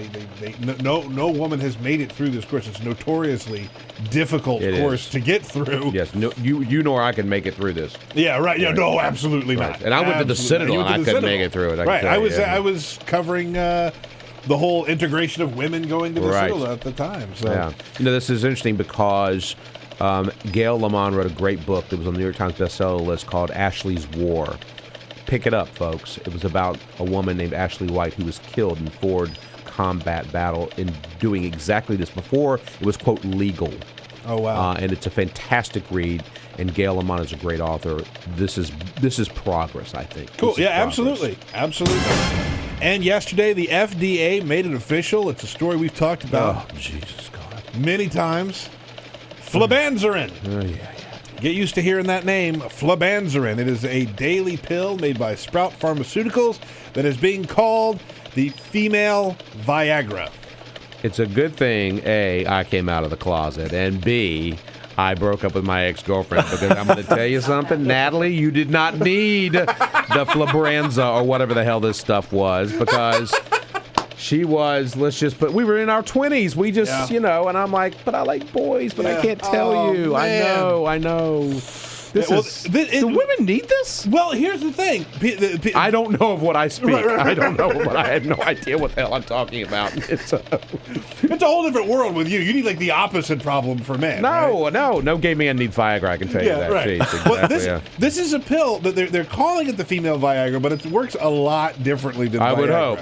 The women have to take it every single day. Oh. They have to give up alcohol. They have to, right? No. Right? They have to give up all other kinds of things. And if you do that, Igor Volsky had the facts on this yesterday. It's like a tiny percentage of women who see a tiny percentage of uptick in their sexual desire. So it's for women who have lost sexual desire. It works on their brain, not the way that it works on men, where it works on their brain. It's a different brain. It's a different brain, yes. But it's a physical reaction as opposed to what the women now have is a chemical reaction. So basically, it's a psycho make me horny non-depressant pill. It's classified as an antidepressant, and it works on women's brains to make them want to have more sex. But again, the science is very, very iffy on it. The FDA just approved it. But the FDA just approved it. They shot it down a couple times before this because they didn't have the science. So this pharmaceutical company, they put forth a pretty heavy ad campaign, and that worked apparently. Wow. So, okay. Well, note to self: if I ever try to go bi, then bisexual as opposed to bilingual, because I certainly can't speak any other languages. Then I will remember. Hey, you know, what's it called again? Flabanserin. It's. You got to really put that radio mustard on it when you know it's a flabanserin. You know what we need to do? We need to have an entire show about drug names. Yeah, right. Because they're just fantastic, like Stelara or Viagra or Cialis. Is it Cialis or Cialis? I think it's Cialis. Are we sure? Viagra or Viagra? Viagra. I mean, Viagra. I mean, how do they say that down in like El Salvador? Viagra. I don't know. I don't need it. I don't know. Sounds like a nice bottle of wine. You know, I take Crestor. 40 milligrams every morning because I apparently have bad, genes on my mother's side, and I have clogged arteries. So therefore, I take Crestor. Yes, exactly. Crestor the Magnificent. The Crestor. Indeed, it is. Indeed, it is. Even though my cholesterol is still high, according to my doctor. Maybe it's because I drink, bourbon and eat a lot of red meat. Maybe that has something to do with it, and shrimp. I think we don't have Michael yet, do we? No, he's not here yet. All right. Well, that's all right. Well, we got plenty to talk about here. So it looks like the President of the United States is giving another big old screw you to the Congress on Cuba again. He's basically saying to them, I don't really care what you do. We're going to let flights go into Cuba. We've opened up our embassy. We're going to have a chancery. We're going to have a residence. And I bet you $10 he's going to nominate an ambassador. And of course, the Republican Senate, if they don't confirm him, that's a separate issue. But the bottom line is the president's going all in on Cuba. Yeah.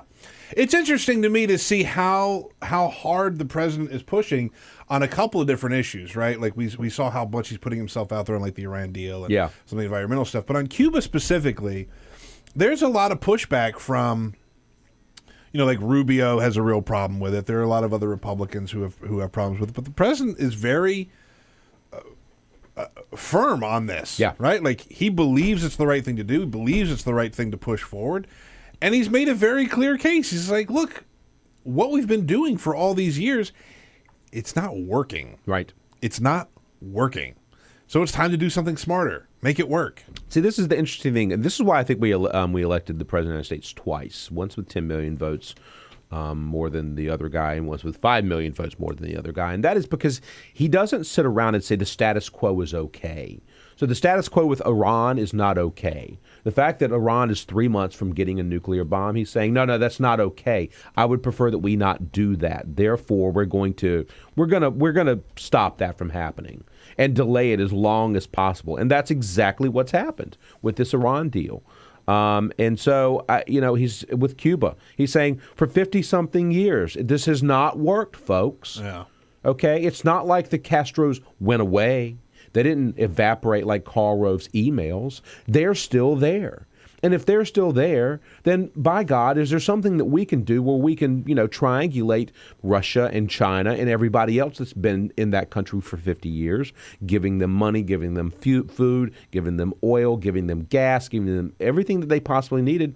How about our people get something from that? Yeah, okay? Yeah. Our businesses and our workers get something from that. And so the president thinks outside of the box, and I'm glad that he does that. I think it's important for him to do it. One key Democrat came out against the Iran deal. Well, we've had now two. Chuck Schumer, who is the perhaps or inevitable incoming Senate Democratic leader after this Congress.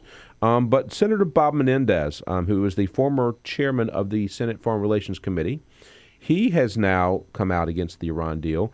This is the same man that has also been indicted, but that's a separate issue, and for public corruption. But, hey, what can you do? So you got two Democrats who are against it. and most of them are for it, including most of the Jewish members of the United States Senate. You know, it's an interesting breakdown of how this is all happening, right? Like, you got Kirsten Gillibrand from New York, who represents a lot of the same constituency that Chuck Schumer represents. She represents all the same constituency as Chuck Schumer. Yeah. Right. She's just from a different part of the state. Right. And so she's in support of this Iran deal. And what was interesting is we talked to Jan Schakowsky from Illinois last week when Bill was here. Yeah.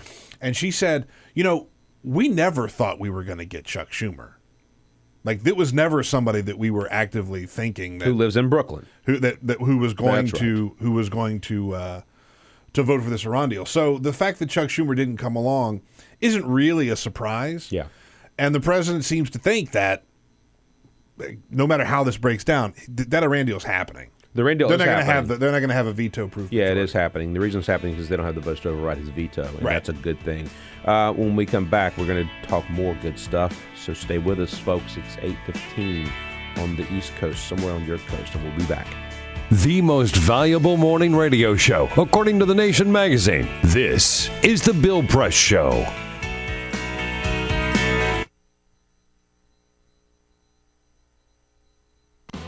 Broadcasting around the nation, on your radio, on your TV, and online. This is The Bill Press Show. Hey, friends and neighbors, what do you say? Good morning. Great to see you this morning. This is the Bill Press Show. We're coming to you live from our nation's capital, Washington, D.C., bringing you up to date on all the news of the day, whether it's happening here in our nation's capital, around the country, around the globe. Coming to you live on your local progressive talk radio station, on Free Speech TV, and worldwide on our video stream, TawkrTV. Events in the nation's capital. Hi, everybody. It's Bill Press. This year marks the 10th anniversary of doing the Bill Press Show, every day covering the news of the day with the nation's top newsmakers, either on the line or in our studio right here on Capitol Hill in Washington, D.C. Not only that, I go to the White House briefings every day to get answers to the top questions of the day. Bottom line, if it's happening in Washington, D.C., either at the White House or the Capitol, we are all over it. Every day, we welcome to our studio political leaders and reporters and labor leaders and newsmakers to help us understand the issues of the day. You know, we started out as a radio show only, but over the years, we have branched out to all forms of the new media. So today, we're not just a radio show. We are podcasting, streaming audio, streaming video, and we are simulcast live on Free Speech TV nationwide, reaching out to 40 million households on Free Speech TV, in addition to hundreds of thousands on local radio stations and online. AFGE is so proud to be associated with this show and looks forward to being working with Bill and this show for a long time. Bill Press is the right man at the right time with the right message. And thanks to the Bill Press Show, we get our message out to thousands and thousands of people every day. Thank you, Bill Press. The Teamsters are a proud partner with Bill Press on his show, telling the truth about what's going on with working families. Tune in. Yes, it's been a fun and exciting 10 years so far for the Bill Press Show. We're looking forward to many more with all of you, broadcasting live every morning from the nation's capital. On your radio, on TV, and online. This is The Bill Press Show. Hey, Free Speech TV world, it's Mama and the Mooks here at the Stephanie Miller Show. Hello. Good morning. You know, the Seinfeld was about nothing. I think the Stephanie Miller Show is about everything. A little bit isn't it? everything. Yeah, a It's little bit. kind of everything like thrown into a blender and we hit frappe. Right. With wine poured in. Right. Senators, fart jokes, politics, pop culture, entertainment. Drinking. Drinking, random stray thoughts. It's what all the hip kids are talking about. Yep. We have the smartest, funniest people in the country on this show, do we not? We absolutely do. Right? And our sexy liberal army of callers call in every day to tell us all about it. There you go. And some right-wingers that Travis particularly enjoys talking to. They're my favorites. Okay. You can watch us every weekday from 9 to noon Eastern or 6 to 9 Pacific, which is really early.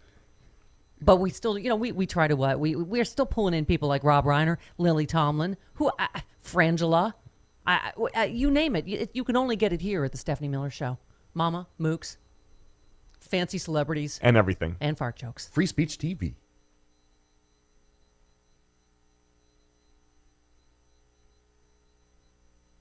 I grew up in the housing projects of Cleveland. I didn't even know that life could be any better than it was. Education for me has been a way to get away from the agony of what was normal life. I want to be able to impact the community, not just look back on where I came from, but to reach back to where I came from and pull some people up with me. My name is David, and I am your dividend.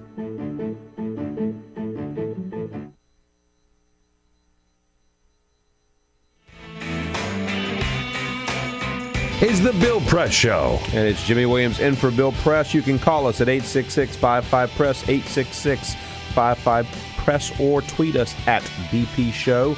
On the phone with me right now is Michael Shure. He's the political correspondent at Al Jazeera America. You can find him on Twitter at Michael Shure. I will spell Shure. If you can't spell Michael, I can't help you. Michael, good morning. Good to be here. Thanks so much. Always great to hear your voice and to not see you but hear you. Well, it's always better to not see me. Yeah, probably so. It's this hour of the morning. Why not, right? Hey, Julian Bond has passed away. He was, when I found out about it, I was sitting in Lincoln Park walking my dog, and the first thing I tweeted out was, a moral man from an immoral time. And he was a giant. And he's a guy that you knew. And tell me what his legacy is. What's his impact here? Well, I mean, his impact. It's interesting. He looked at civil rights in a different way. It wasn't just about the civil rights movement. It was about anybody who was oppressed in any way. I mean, it almost sounds, fake and too easy to say, but he really was that man. As recently, his last arrest came, and he wasn't arrested very much. His last arrest came protesting the Keystone XL pipeline. Wow. And prior to that, he was honored by the Human Rights Campaign because he was the first part of the civil rights movement, first member of the civil rights movement to come out in favor of gay rights, because he saw gay rights as no different than the rights of black Americans in the 60s. Their history of oppression was as long, it wasn't as public, and there weren't signs on doors in the same way, but he fought really hard for them. So I would say his legacy is that the fight is never over, but take your victories. And he always said to me that people within the movement didn't stop to look at the victories, and say, well, that we did this is pretty great, until much later. And he said it was important to do that along the way as well. It's interesting. I was with Congressman Steve Cohen from Memphis yesterday in Memphis, and we were talking about Julian, and obviously he knew Julian Bond as did you. And I said to him, it's fascinating. I think we've crossed the Rubicon. There was this divide within the African American community until not too long ago with regard to equal rights for the LGBT community. And you're right, Julian Bond went to the HR. He was out there saying this years ago, before it was cool in black America to make that comparison. Yeah. There's still pushback on this, but he took that step into that quagmire, if you will, and was fearless. And I think that's important. It is important. When somebody that is respected within the community says something even that makes you uncomfortable, it certainly gives you pause and makes you think about it. And I think that's what Julian did with gay rights. And I talk about gay rights because so much of what has been talked about in the last few days since Julian passed is obviously his civil rights work during the movement. But this is something he's been doing constantly. And you asked Jimmy about his legacy, and that's what he would want that to be a big part of his legacy as well, that he looked at everybody in the same way. When he was head of the National Association of Colored People, he used to say, it's for people of all colors, not just black people. So, if you're white, that's your color. So we are trying to make life better here for everyone. And while, of course, that was a little bit of an exaggeration because it is, for a group that was built around African Americans, its membership among people who were not African American tripled while Julian was the head of the NAACP, because he wanted everybody involved in making life better for everyone. Hey, Michael, it's Peter. One of the things that really struck me when I read this is how we forget how close the civil rights movement is to current history, right? Like, we have these people who are still with us and still walk among us, who were there for this horrible time in American history. But the thing that impressed me the most about Julian Bond is, while a lot of these guys who were there for the civil rights movement either aren't around or they've gone on to, not to say they've become mainstream, but Julian Bond was still fighting. Yeah. You know, he had plenty of things to say about Ferguson. I think someone pointed out that the last tweet on his Twitter account was about the journalists, Ryan Riley and Wesley Lowery, who were just charged in Ferguson a year later. So he died fighting. He died pointing and shedding light on injustices, which is a great testament, man. I think that's just so it is a great testament, and that's right, Peter. And he would, what was great about him is he always had a sense of humor about it. It was never as if he was in a bully pulpit screaming at you about how things ought to be. His manner and his way were such that you would pay attention to him, and he would keep talking about those issues. And it's exactly right. I mean, he taught. His mission was to keep teaching, so in a very sort of, I guess, Elie Wiesel kind of way, the never forget way. Yeah, right. He just wanted people to know that. He did the reason I met Julian 8 years ago, and it was on a bus. He took these tours through the South for people to pay money and go on them, and it was recreating it was called In the Footsteps of the Movement. He would go and teach and tell people, this is what happened here, and these are who. And with you're in Birmingham, you're in Selma. He'll get on the microphone on the bus and say, there was a sheriff in this little town, and boy, we couldn't stand him, and we would have to duck our heads low. And he wanted everybody to know the story so that they might go on and keep teaching that. And if you took his class down at UVA, which I know a lot of people who have, trust me, his story will continue on for generations and generations. Michael, thank you. Thanks, guys. Good stuff, Michael. It. Thanks, buddy. Be good, man. Bye-bye. Thank you, and we'll be right back.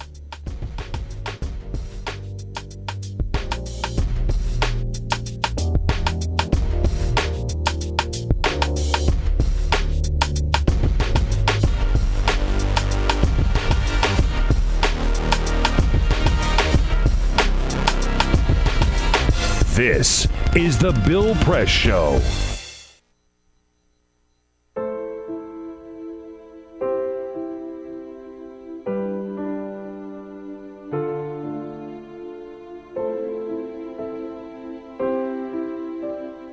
I have run these canyons for 6 million years.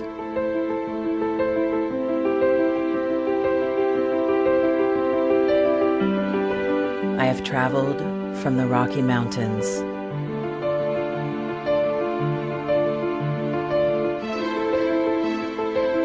to the deserts, through scorching heat and freezing cold, from the land of the dinosaurs to fields of food.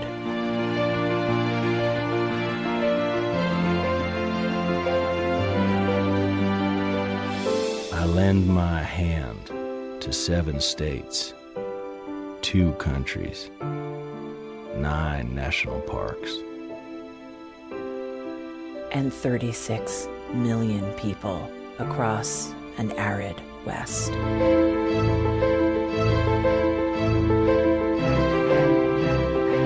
I am not the strongest or the largest, but I am the hardest working.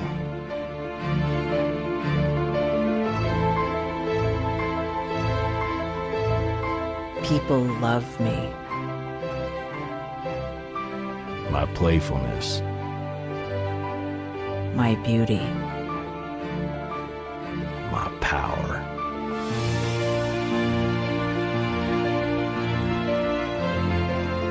My life.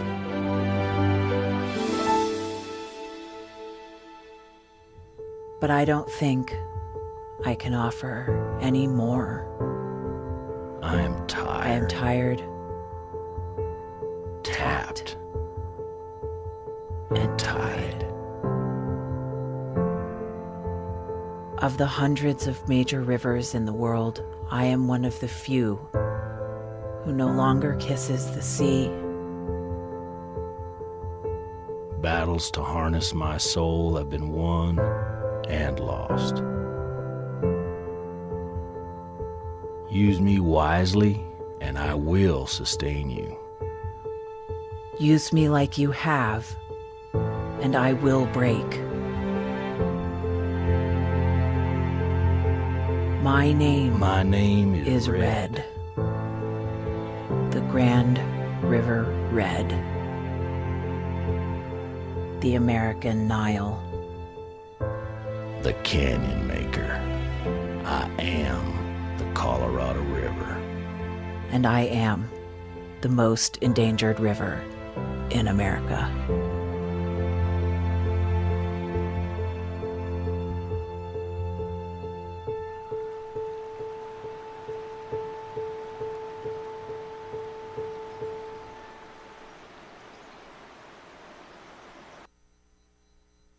So, I'm kind of new here, but I've noticed a trend.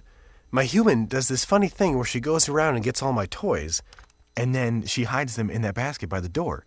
You know, but it's always the same basket, and it's always in the same place. And then she acts so surprised when I find them, but, you know, she's putting them in the same basket. Again. It's like, hello, that's where you put it last time. You were the worst at hide and go seek.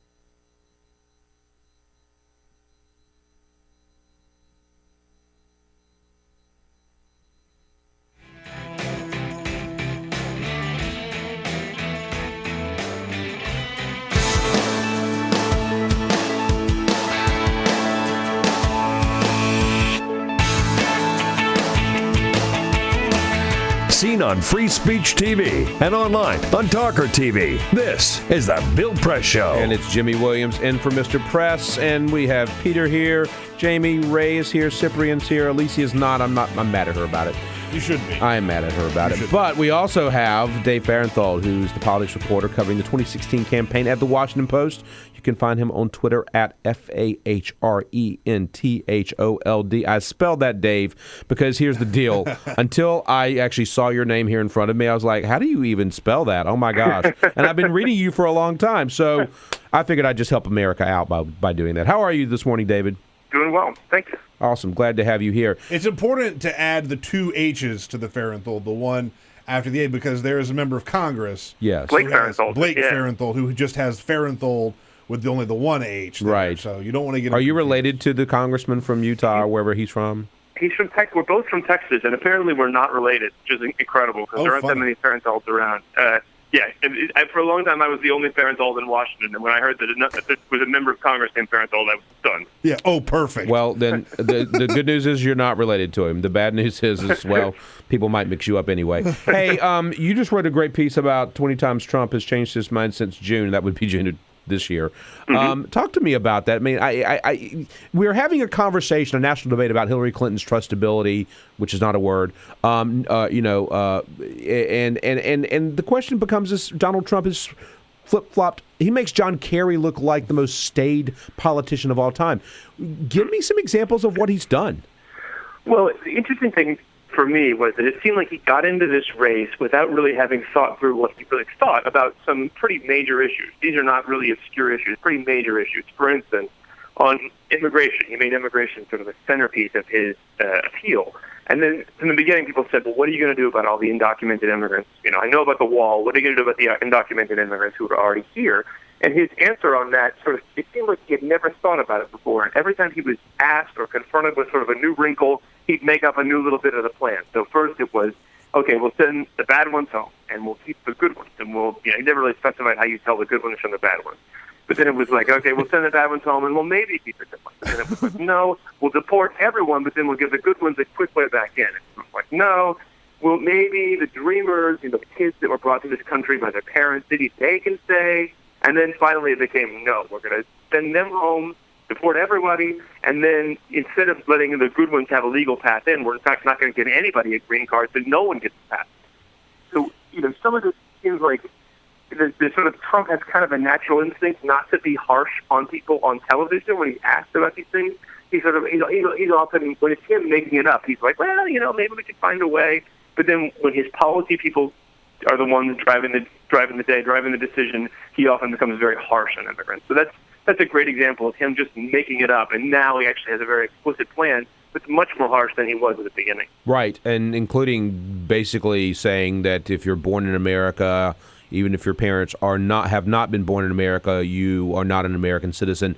I just wonder. I think he told Fox News yesterday that the 14th Amendment would not withstand scrutiny at the Supreme Court, which I'm not a lawyer, but I do follow the court well enough, right? And I can tell you this. They've already upheld the 14th Amendment, so I don't know what the hell he's talking about, but that's a separate issue. So where he's coming from here, and I think I'm more terrified about the fact that you said that he has policy people. Who are these people? In this case, in the case of immigration, and so if you look at his website, he didn't used to have a positions tab at all. Everybody else has to. Here's candidate X on the issues. He just didn't have that at all. Now he has the positions tab, but there's one position, it's immigration reform. Everything else is sort of free form. Supposedly Jeff Sessions, the senator from Alabama, who's a very, very hardliner on immigration, he played a big role in crafting Trump's immigration policy. And some of the buzzwords that Sessions often uses, immigration moderation, which means basically reducing all immigration, legal and illegal. That is a word that sort of Sessions uses a lot, and it showed up in Trump's policy paper. So I think just from watching Trump deal with this live, it doesn't seem like these are his ideas. It seems like these are ideas he's adopted from somebody else, largely. But I will say this: he came out and said that with regard to like INDA, for example, with LGBT discrimination in the workplace, he came out in full force saying that in fact, the LGBTQ community should not be discriminated against in the workplace. So you have this guy that would like to deport 3% of America, and then thinks that gay people should be able to get married, and by the way, or not get married, but should not be fired for being gay. It's a dichotomy anyway. I think he's trying to thread, 13 different needles very carefully, and I think I just wonder where the pinpricks are going to keep coming from. At some point, he's going to bleed to death because we're going to continue to point out, like you're doing, that he is beyond hypocritical. He is all over the map. This is the problem here. One of the interesting things yesterday, he was tweeting about high-skilled immigrants. Immigrants who come to this country and get PhDs from American universities, how important it was to hang on to those people. But his own immigration plan, like I said, the one plan that he has says that we're not going to give green cards to anyone for a long time until we figure the immigration problem out, and we're going to try to crack down on high-skilled visas. So there's a policy out there that he supposedly backs, but when it's him talking, he doesn't seem like he actually knows about it. It's interesting. There's a massive influx of immigration, illegal immigrants, if you will, from Asia, from Africa, from the Caribbean, et cetera, and we don't talk about those folks, right? Donald Trump doesn't talk about those folks. It's only about, quote, Mexicans, which, by the way, only of all the people that are coming in from the southern border, only 53% are from Mexico. The rest are from Central America and the rest of in South America. So I just don't. It's like my mother, who I love very much, but my mother thinks that every single person that's here illegally is from Mexico. I'm like, do you realize that's physically impossible, mother? Because like there are countries other than Mexico below us. But it's just this mentality, and it is a xenophobia to a degree. Not to a degree, I think in toto. Well, it's odd from a man who's been married twice to immigrants, right? Two of the women he's married have been immigrants. So, right. Anyway, it's interesting to watch him, going back and watch the clips and watch him sort of confront the complexity. He's like a college student, right? When you're a freshman in college, you think that the world is so easy, and then you learn more and more. Oh, I didn't realize there were, this thing that I thought was simple is actually complicated. And we're watching him in front of our eyes sort of like figure out that things aren't as simple as he thought. There's a friend of mine here in Washington, D.C., has framed on her wall on Capitol Hill the front page of the New York Times where Nancy Pelosi, when she became Speaker in 2007, with the children up at the Speaker's dais, right? And she's holding the gavel, right? And it's a Donald Trump signed it and said, "Nancy, you're the greatest, Donald," right? And then, at the bottom of the card says, "From the office of Donald Trump," blah, blah, blah. I tweeted that out, and I actually sent that to Frank Luntz, because I thought Frank would get a kick out of that. Because, as you know, Frank Luntz and Mr. Trump really don't like each other very much. I did see that. And so I kind of wonder if in 2007 he thought Nancy Pelosi was going to be the greatest speaker of the House. What does he think of Nancy Pelosi now? If he thought that Hillary Clinton was wonderful enough to invite to his wedding, what does he think of Hillary Clinton now? I mean, at some point, there's a credibility factor here. That's the problem. It's a credibility factor. He can't keep you cannot be a one-note wonder, as we saw with Ross Perot on immigration, and become president. It does not work. You have to have a full house of policy prescriptions. As you said, he only has one. This is his problem, right? Right. Well, the thing to me about the Republican Party for so long has been stoking kind of anger at the entire Washington establishment. It's been telling people that the problem with Washington is not complicated, that our problems are not complicated. If we just weren't, if our leaders weren't losers, or our leaders weren't communists or socialists, that they would realize you have to cut, basically that there's the answer to America's problems is never something complicated. The problem with Obamacare was that it was complicated, one of the problems. And so they've been telling people that you actually don't need to be a politician to make the government work. And so what they've done is just create, so then you have people like Ted Cruz and Scott Walker, who are politicians, who sort of cast themselves as not really politicians. And what they've done is create a huge opening for a guy who's not a politician at all, and tell people a more extreme version of what they've been saying, which is that government is very simple, and all you have to do is not be an idiot, you can make it work. So this is in some ways the Republican Party, they're a victim of their own messaging here, because Trump is better at it even than they were. Well, you know what? Don't shoot the messenger. That's my opinion. I think Donald Trump should stick around as long as possible. David, thank you very much. You can find David at Farenthold on Twitter. He's at the Washington Post. Thank you, sir. We appreciate you being with us, and we'll be right back.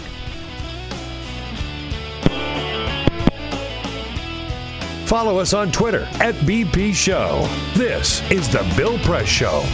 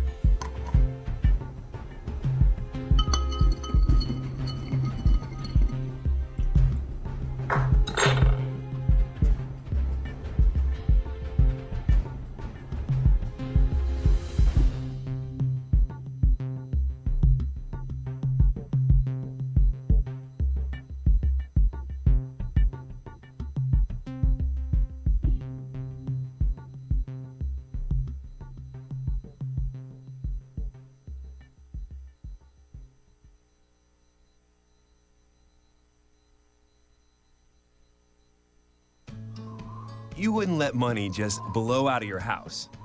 So when your AC or heater is on, make sure the doors, windows, and fireplace flue are shut tight. If you're headed out, turn down the AC or lower the heat by 10 degrees. And always keep your water heater set at 120. A little bit of common sense goes a long way. Get more great tips at energysaver.gov.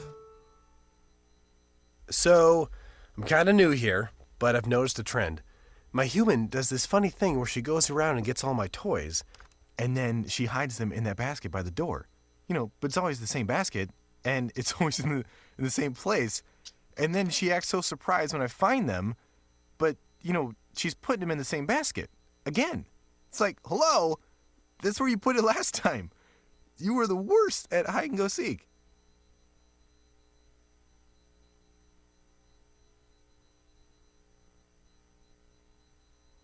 I grew up in the housing projects of Cleveland. I didn't even know that life could be any better than it was. Education for me has been a way to get away from the agony of what was normal life. I want to be able to impact the community, not just look back on where I came from, but to reach back to where I came from and pull some people up with me. My name is David, and I am your dividend.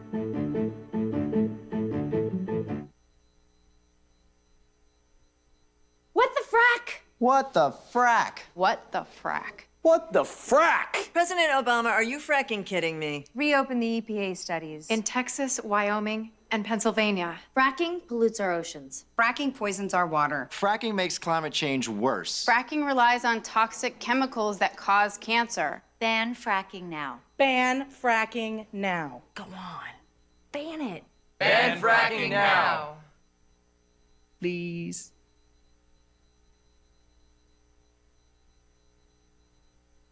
Is that Bill Press Show. And it's Jimmy Williams in for Bill Press.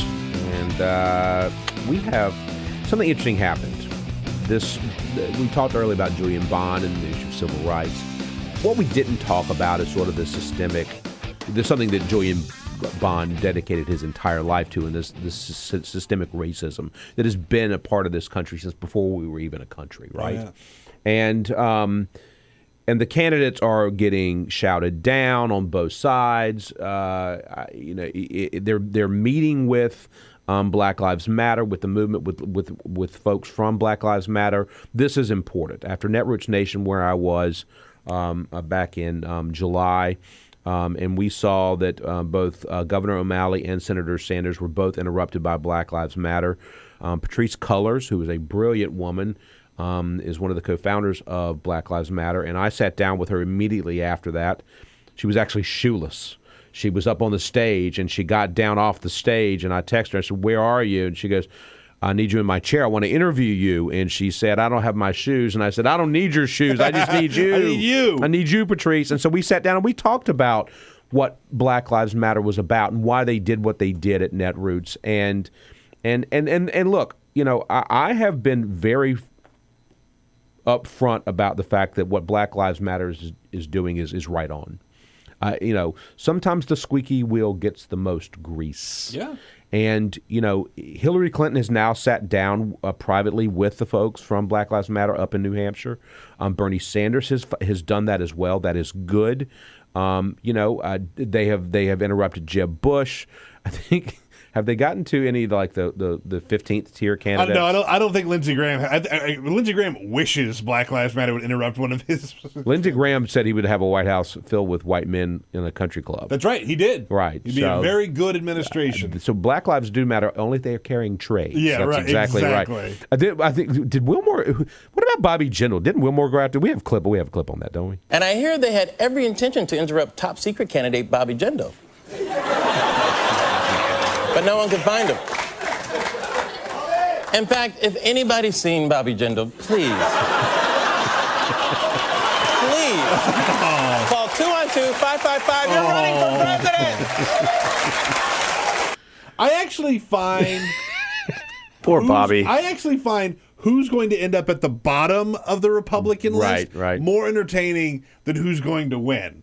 Right? Like, who's it going to be that ends up at the very bottom? It's probably going to be Jim Gilmore, right? There's Who? Gilmore, right? Who? Right? There's Jim Gilmore.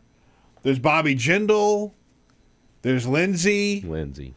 There's George Pataki. Oh God, George Pataki. I find that infinitely more fascinating than who's going to actually win. You said poor Bobby Jindal. I call him PBJ because he's about as interesting as a peanut butter and jelly sandwich. Which, by the way, anybody that knows me knows I deplore the smell of peanut butter. Like, it makes me want to gag. Oh no! I am that snob. I am that person. My goodness! I do not eat cereal, and I deplore peanut butter. Wow! And you wonder what the hell did he eat when he was a kid? Right? Yeah, exactly. Right? Yeah. But poor Bobby Jindal, PBJ of the 2016 presidential election cycle. He is something else. But look, these things matter. Black lives matter. And here's why. When you say, and I was with O'Malley when he said he was wrong to say all lives matter at Netroots Nation. He said Black lives matter, white lives matter, all lives matter. And then he got booed. And I was standing there, I was like, oh, dude, you just totally screwed it up. That was you a didn't whiff. do this. No, why That's a did you whiff. say this? Now, to the average American, to people who might be just listening right now, and you may say, well, is it not true that all lives matter, that white lives matter? Yes, it is true. But I want you to think about this. Have you ever seen the movie 12 Years a Slave? Oh, my God. I'm pretty sure that none of those people were white. I don't remember white slaves. I don't remember them bringing people over to this country in shackles from Africa who were white. And fast forward to 2015, and every single week, someone else another black American is dying or is dead at the hands of somebody, either a local, state, county, or federal authority. Black Lives Matter isn't just a movement, it's a moral thing. And the reason it is because the systemic racism that is a part of this country, and I say this as a white man from the South whose family owned slaves, that I am not responsible for what my family did, right, but I am most certainly responsible for the next generation and what they can do. And when white people don't understand that you can't say white lives matter, you need to think about, you go back and just read your child's history book. Yeah. It's not that daggum complicated. Black Lives Matter is a movement because systemic racism has been almost exclusively prone to them for hundreds of years. And so don't hand me white lives matter. Don't hand me all lives matter. Don't tell me all people, all of the unborn. I don't want to hear that. I want you to focus on what you're going to do about the black people in this country who are incarcerated at a far higher rate than everybody else. Yeah. For committing the same crimes as everybody else. It's a great movement, and it's a great moment for people who are with them to check themselves. Right. Right? Like, that's why I didn't love that they had sort of singled out Bernie Sanders early on, and because Bernie was like letting them sort of take the stage. But the more I thought about it, the more I was like, you know what? I'm not so much against that, because even people who support Bernie probably don't get the whole message. You know, you see these stories about black people who are gunned down by police officers, and while that's obviously horrible, that's just the tip of the iceberg. You can't even see the rest of the iceberg. That's just the tip of the iceberg. That's probably the worst part of it. But you mentioned the incarceration and the numbers, and it needs to have a brighter light shown on it. Every one of these candidates running for president needs to understand what Black Lives Matter means, and more importantly, they need to put themselves in their shoes. We will be right back. Think about it. Connect with The Bill Press Show on Twitter. Follow us at BP Show and tweet using the hashtag WatchingBP. This is The Bill Press Show.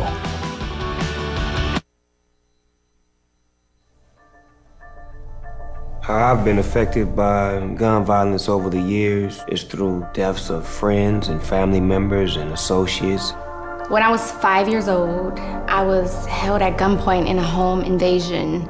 I've gone to the juvenile detention centers, and I've met dozens of young kids, babies really, who have been affected by gun violence. Directly, I've lost a few friends, but I think why this touches my heart is having children of my own.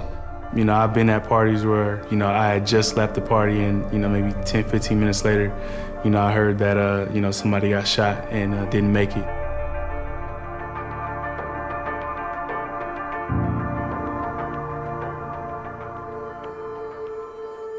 There are a lot of people benefiting off of our pain, and it's time we do something. I'm here to unload my investment because I think that it's important that we start kind of seeing where our money is going. It's time to go to your financial advisor and demand that there are no gun investments in your 401k. Even if you don't have investments, you can still help spread the word. This is something everyone can do. So if you push your people that have 401ks, it might be your grandma, it might be your cousin, this effort can make a big impact. I'm unloading for my loved ones that I lost. I'm unloading for my 18-year-old self. I'm unloading my 401k for the future of my children. I'm unloading. I'm unloading for my family and their future. I'm unloading so that my daughter can grow up in a safe, loving world. Unload and join the movement. Use hashtag I'm unloading to pledge your support for gun-free investing.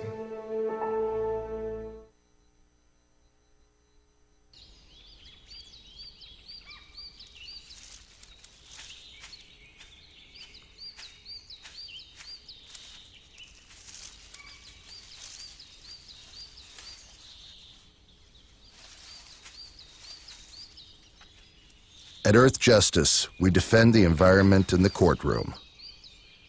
Join our fight. When you take a seat, you take a stand. Earth Justice, because the Earth needs a good lawyer. It's on us to stop sexual assault. To get in the way before it happens. To get a friend home safe. And to not blame the victim. It's on us. To look out for each other. To not look the other way. It's on us to stand up. To step in.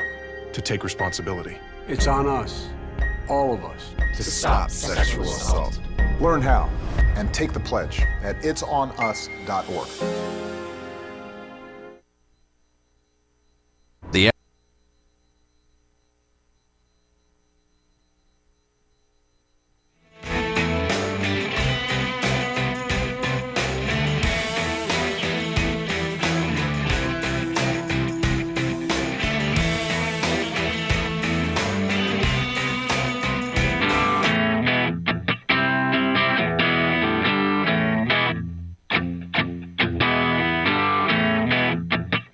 This is the Bill Press Show. And it's Jimmy Williams in for Bill Press. We're wrapping it up this morning. It's been an eventful 2 hours with Peter at the 6 o'clock hour. Thank you, my good friend. What a show today. Good stuff, Jimmy. Yeah, it's good stuff. We got to talk to Don Winslow, New York Times bestselling author of The Cartel, who knows a little bit about what's going on the border. Kyle Cheney for Politico, and Michael Shure from Al Jazeera, who's a brilliant guy who knew the late Dr. Julian Bond, who was a moral man in an immoral time. And we just got to have a conversation with David Farenthold about the 2016 campaign, especially Donald Trump's hypocrisy. That's a pretty good show, right? Yeah. I mean, we covered basically everything. That's a damn good show. You know, the email, let's wrap it up with this email thing. I'm a big person. I'm from the South. You're from South Carolina. We're both from South Carolina. We understand the system of fairness. Yes. I think Americans inherently understand fairness. And the key to fairness is you have to treat everyone the same way, right? And so everybody starts out here, and they can get to here. How you get there, that's your deal, but you got to start. It's got to be fair. No one can be put down or put in a second place. Hillary Clinton's emails at the Department of State were on a private email, and then she took them to a private server. In the Bush White House, Karl Rove's emails, a private server at the RNC, millions of them were erased and lost, and no one said a word. Where is the transparency? Where is the double standard here? I see it, I smell it, I taste it, I can chew on it. And that's the problem with what we're having a conversation about, these emails. So I want you to think about that, folks. Thank you, everybody. We appreciate you being here. Follow us at the BP Show, and we will see you tomorrow morning at 6 a.m. This is the Bill Press Show.